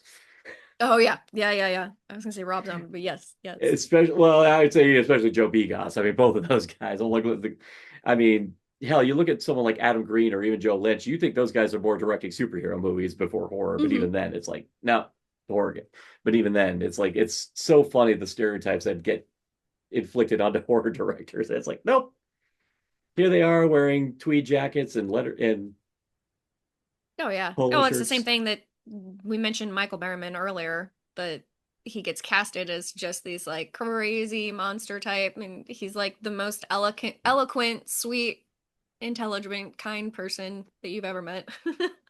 Precisely. And from what I heard is like as soon as Meryl met Wes, like apparently like they got along like a house on fire. I think it also Oh, helped good. that he brought Angela Bassett back to work on that because he had worked with her on Hmm. Vampire in Brooklyn. So I wouldn't be surprised if he was like saying, "Oh, you got to work with Wes. He's freaking Yeah. great." So I wouldn't be surprised if that was a major factor. I know um because he didn't I think because he didn't think he could get Meryl, like I know that Madonna was up for that role. I know Meg Ryan Oh was up for that wow. role. Okay. I know a lot of other people he wanted for that role, but I think a lot of it was just because I think some people either A, schedule, or B, some of them were like going, Wes Craven doing it? Not so sure. Yeah. Yeah, I think ultimately Oh Meryl, wow. but then again, Meryl Streep, I mean, this just, I feel like it just sort of cements what we were saying earlier, that he has this almost magic power. He's the perfect leader. I mean, and the director is the leader of the whole team, and he just has such a amazing way, uncanny way of bringing people together and finding even people that, wouldn't normally be part of this group, but we're doing this other project now. And he, like, I've never met him. So this is all just yeah, based off of interviews I've seen of him and of people talking about him. But it seems that he just has that magnetic personality, and he's able to light a fire of passion under people and to get them on board with these projects, even if they're not projects he was super thrilled with in the beginning, but he finds the fun in everything and is able to yeah, bring people together. And to me, I've always said, like, a good movie is you can feel that the people making the movie want to be making the movie. Like, hmm there's always gonna, you can tell a movie that's like, that was just made because the studios needed money or whatever reason. And his schlockiest films, he must have just been an amazing human being, that he was able to find the magic in whatever was put across his desk, and he was able to instill that with all the people around him. And yeah. yeah, that to me is why he's one of my favorite directors of all time. Yeah, I think so. And I think it's a good way to kind of wrap everything up. I think I want to Oh yeah. throw in some quotes here, especially in regards to the attitudes people have towards horror, and even just, I mean, of course, famously people go like, "Why do you watch horror movies? Why do you go to feel scared?" Yeah. And Craven actually said people don't go to horror movies to have fear put into them; they go to have the fear taken out of them as well. Yeah, And I will absolutely. say, nothing makes a person feel seen than to know that in a movie, there's someone portraying an incident that may have happened to you, and you go like, "Holy shit, I'm not alone." I love that he gives the audience that safe space to Hmm. face our fears and to make us leave the theater feeling like, oh, I can handle stuff. Precisely. And yeah. And for anyone who's going to say that even his work is trash, is like going, you know what? A lot of great stuff came out of the ghetto. Jazz came out of the ghetto. Yes. I love that he says that. Yes. Yeah. Well, it's because, yeah, because for a lot of the academics looking in, they say horror is like, the ghetto of entertainment. It's like, yeah, but yeah, a lot of cool shit came from the ghetto. And he's Yeah. 100% right about that. And So, all right. So to finally give everything the final wrap up we deserve, so go ahead. As a custom on Maestros of Mayhem, I think to wrap everything up, go ahead and give me. I feel like I should be nice here. I'll say, give me the top three moments in all of Wes Craven's filmography that you feel define Wes Craven. Like the moments in a Wes Craven movie that defined Wes Craven. oh yeah, moments. And they don't necessarily have to be like scariest moments either. It's just like the moments that you No, feel. that's what's so important, I think, about Wes Craven is that what we were saying is he didn't set out to be the horror guy. And so if you're going to represent him, it would be um heartfelt moments too. I don't know why I'm thinking of the scene in the first Nightmare on Elm Street when Nancy is talking to her mom. They're downstairs and mom shows her the glove and basically tells her the story. Like to me, there's such heart in that scene of these two characters that felt like they were worlds apart and they're finally like realizing we both dealt with this thing and Nancy's realizing, oh, adults don't have all the answers and they make mistakes too. There's just something about that scene that it's not scary, even though they're talking about something terrifying, but it's just a very raw emotional human emotion going on Hmm. that makes me think of him. I mean, I also have to say the iconic scene of Randy telling the rules of a horror movie. Not Hmm. because Wes Craven's movies all follow those rules, but because that to me is a love letter to his audiences. That to me is like Randy is us that watch these movies and he's saying like I get it. I understand the formula and this is what you gotta do, but it's making us nerds that are watching these movies realize like, oh, we're not the only one who clocks this stuff. And that was just such a love letter, I think, to his audiences. How many moments did I have to Three. list? And you just Three. said two. And you just said two, so you got one more. Um, I mean, I just because the movie is so important, but I can't think of a singular moment, but I'm trying to think of something from The People Under the Stairs because that was such a very impactful film. Um, a moment that describes Wes. I mean, you know what? Hell, I didn't really mention his horror side. And to me, the first time you see Freddy walking, just silhouetted, walking down that what alleyway or whatever, and his arms are like Mm, growing and he's chasing Tina, that was terrifying. And that was the first time that you really saw this monster. And to me, that is such an epitome of the way Wes Craven does horror in making it real, using the real world with all the shadows and things, but bringing about this like supernatural element that shouldn't exist. And yeah, that would be my yeah, final answer. that's a good one. All right, my turn. All right, Yeah, so please. I'm gonna try and go chronologically on this. I'd say, honestly, the moment in Last House on the Left when after the rape, when she walks out into the water, she walks out with a sense of like, I am fucked. There's nothing more for it. The best thing I can do is walk away and just accept my fate Hmm. right there. That moment is funny enough, amidst the horrible things that we see prior to it with the disemboweling and everything like that, that moment right there is kind of that's a pretty hefty moment. That's, I think, the heftiest moment of all is that after she's been tortured and tormented, the fact that she is so resigned to just the fact that I'm going to die at that point. Yeah. And I'm like, most other exploitation movies that were coming out around that time with a whole bevy of SA and a lot of those other movies, none of them had that moment right there where where there was actual just a human just accepting the fact that they are going to die at that point. None of them did that moment at that point. I want to kind of put this as a It's a tie great one. with it just because I don't want to use up a slot, but I'd even say um, in The Hills Have Eyes. Yeah, fuck it. I'm just going to put them in the same kind of slot because they kind of had the same implication. Um, Not the actual moment when the family attacks them but the aftermath when those who weren't there because they were distracted and they were running off to save the dad. The moment they come back and find that Dee Wallace has Hmm. been killed and that the mom's been killed and that the baby's been abducted, that moment right there. Yeah, That's yeah. that was I think powerful. yeah.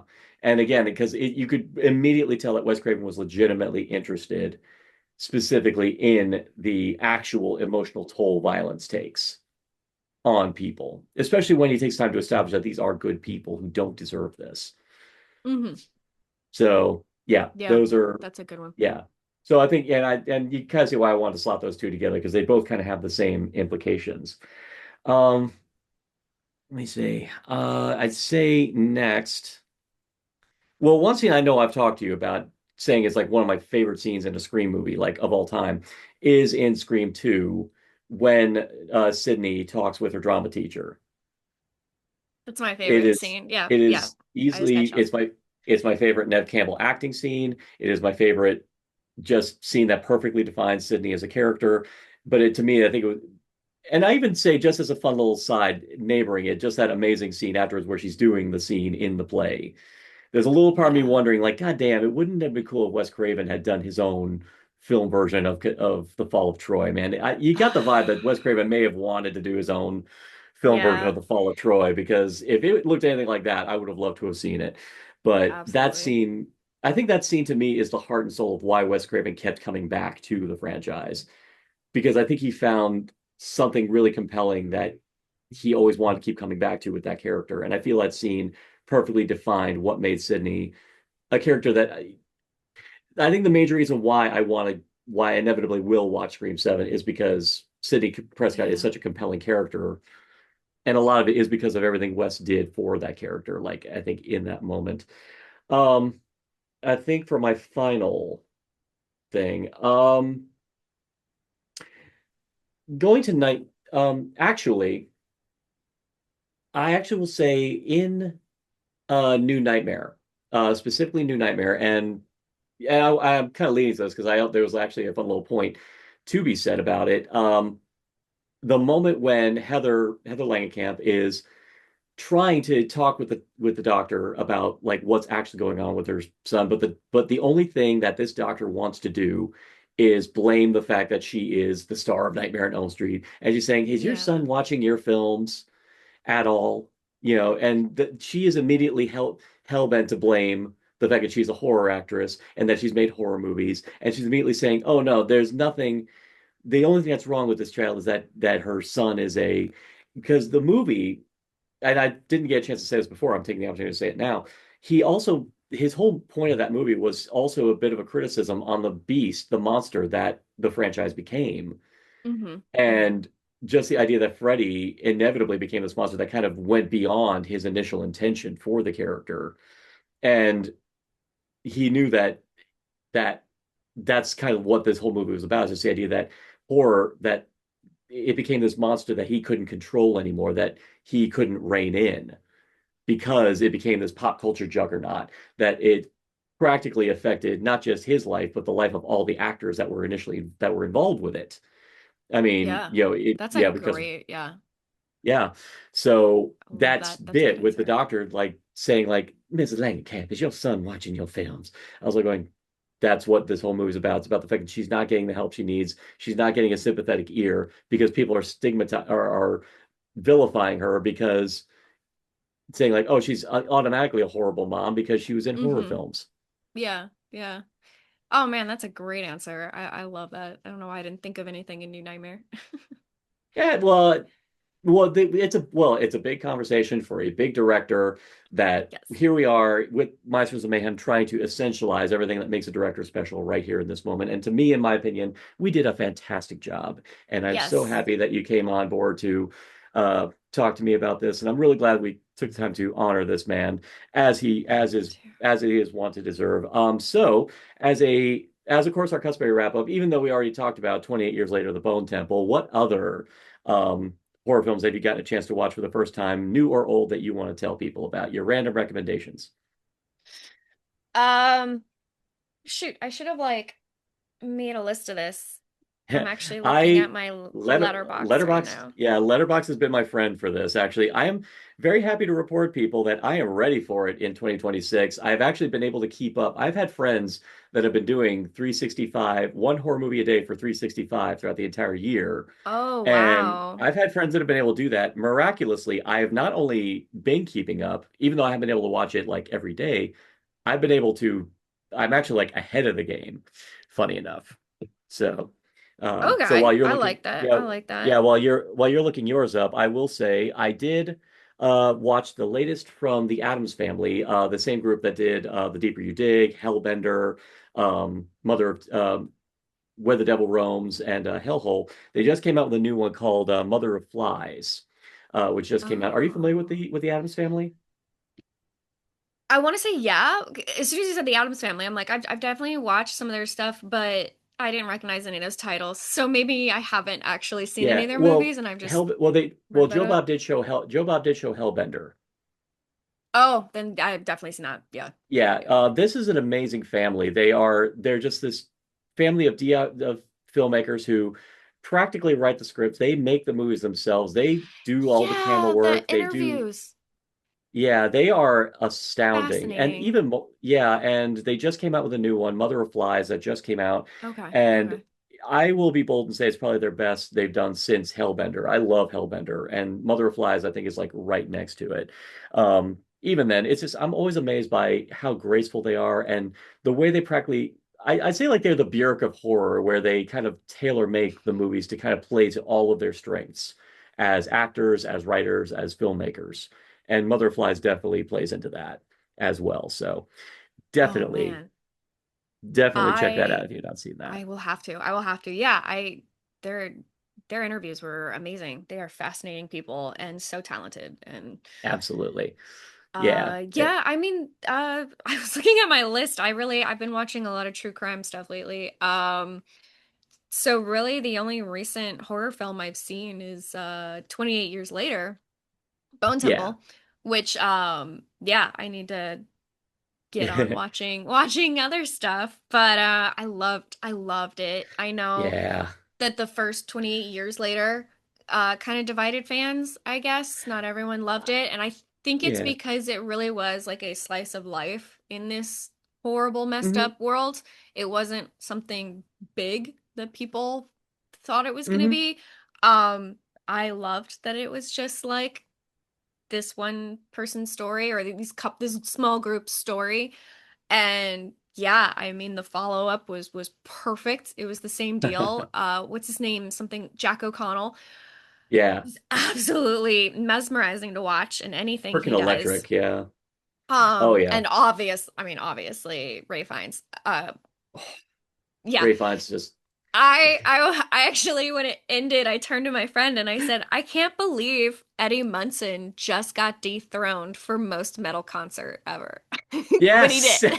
He just got dethroned. Oh yeah. Yeah, by this point of airing, actually, no, actually, for everyone, look, keep an eye. In fact, a couple weeks, me and Rob, we're bringing back our segment "Shadow of the Devil." If you've kept up, we have a segment where we talk about the relationship of metal and horror, and we spotlight movies that are all about that. Amazing. And we are going to be talking about the movie Lords of Chaos uh, Oh, great one. very soon. But Rob is my authority on metal, so the second he saw that he was pulling out that album, he was like going, "Oh, he's gonna play freaking Number of the Beast, isn't he?" And the second that came out, I was like, "Oh man, it was." Well, Yeah, and it's I love Ray Fiennes with a fiery passion, and I've seen him do some wild stuff in his career. yeah. Um, that just to see him do a freaking fire dance to Number of the Beast is like the greatest thing I'd ever think. So good. It was So well done. right up there with Peter Capaldi in the season of Doctor Who when he came out on the tank with the friggin' axe when he was blasting the Okay. axe. I was like, it's right Nice. up there. Nice. You know what? In this vein, then there is a movie because I've seen it a few times, so I didn't think of it, but I did recently rewatch Trick or Treat. like Trick or Treat Oh, from 85. yeah. Yeah. Or 87. Eighty-seven. Sammy Kerr. Yeah. I love that Yeah. movie. It is like it's Yeah. a I guess guilty pleasure. I don't even know if it's I No, love that do not movie feel guilty. Do so not feel guilty about much. loving Sammy Kerr. That It's movie's the amazing. music is so good Yeah, and yeah, the that's soundtrack by Fastway is incredible. so Yeah, good. which is on iTunes, by the way, people. It is on iTunes. And Yes. there's no way the character in Stranger Things, Eddie Munson, wasn't somehow based on Eddie in that movie. Like, Oh yeah. oh my gosh, Absolutely. they're great. But Oh yes, yeah. so that would be Yeah. my recommendation is Trick or Treat, It's Trick it's or it's Treat. funny you mentioned that. It's funny you mentioned that because that was like the first movie we spotlighted for Shout at the Devil. I Where mean, we did that's what made me think of it when you said that. I was like, oh yeah, that's the obvious Yeah. film. Oh, Trick or Treat is yeah, for anyone who has not seen it, I know that I think Umbrella has just come out with a special edition of that. So, Yes. yeah, so that Um, one is oh, and I so believe it's good. streaming on Shudder. It's streaming somewhere because Screenbox. that's how I re Screambox because I did that's when Screenbox. I recently rewatched it. I was like going through. I was like, oh, this is streaming now.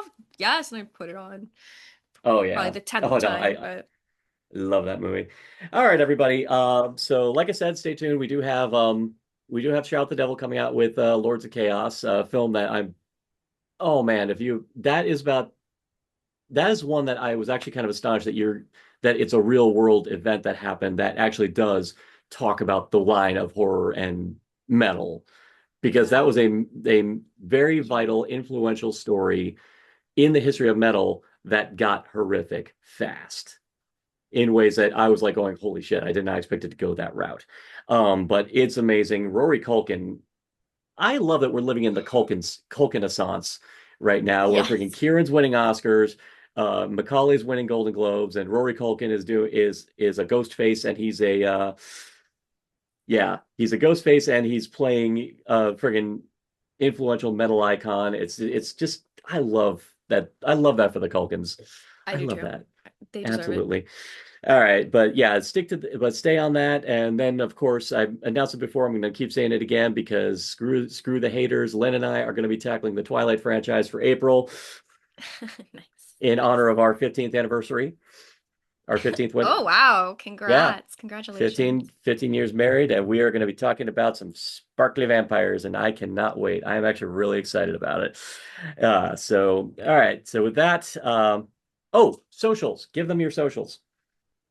Oh yes, you can find me uh one word that horror queen or that horror queen cosplay. But I'm on Instagram with both of those. I'm on TikTok as that horror queen. Yeah, those would be my most uh active places. Oh, Yeah. and Blue Sky, of course. I'm really only active on Blue Sky during Joe Bob Briggs live Yeah. live shows, but yes, you can that horror queen is also on Blue Sky. Yeah. Oh, that's one you watched recently for the first time. Don't torture a duckling. Yeah. Well, I was gonna mention that, but I'm like, we already talked about that so in depth. But oh, it was so good. I loved it. I Yeah. loved Well, it. not only that, not only that, I just did an episode on it for January, but either way, it's like, but So you, perfectly timed. I couldn't believe that. oh no, the timing on that's hilarious. And then, of course, he followed up with Don't Go in the Woods, which big old what the fuck of a movie, which I love. It's so Thankfully, good. I was because I drink during those. I was tipsy by the time that one happened, so I just kind of like Yeah. laughed off. Well, so I think, yeah, but I definitely think you and I finally need to pull the trigger on, once I can kind of set up what we have in mind for it. I think we definitely need to finally pull the trigger on our streaming show idea because I think we need to. You For and I, sure. especially during off season for Joe Bob, especially during Joe Bob off season. Yes, yes, I agree. I Which, agree. which, yeah. All right, everybody. You heard it here. Stay tuned. And if you wish to delve into the dark bowels of human imagination, ask yourself the simple question, what's in the podcast? Thank you for joining us on this edition of What's in the Podcast. If you find yourself hungry for more deep cuts into the gloriously morbid and macabre, you can also find us on TikTok, BlueSky, and YouTube at Narcotic Casserole. You can also follow us on Instagram at Narcotic Casserole 25. Follow us if you dare.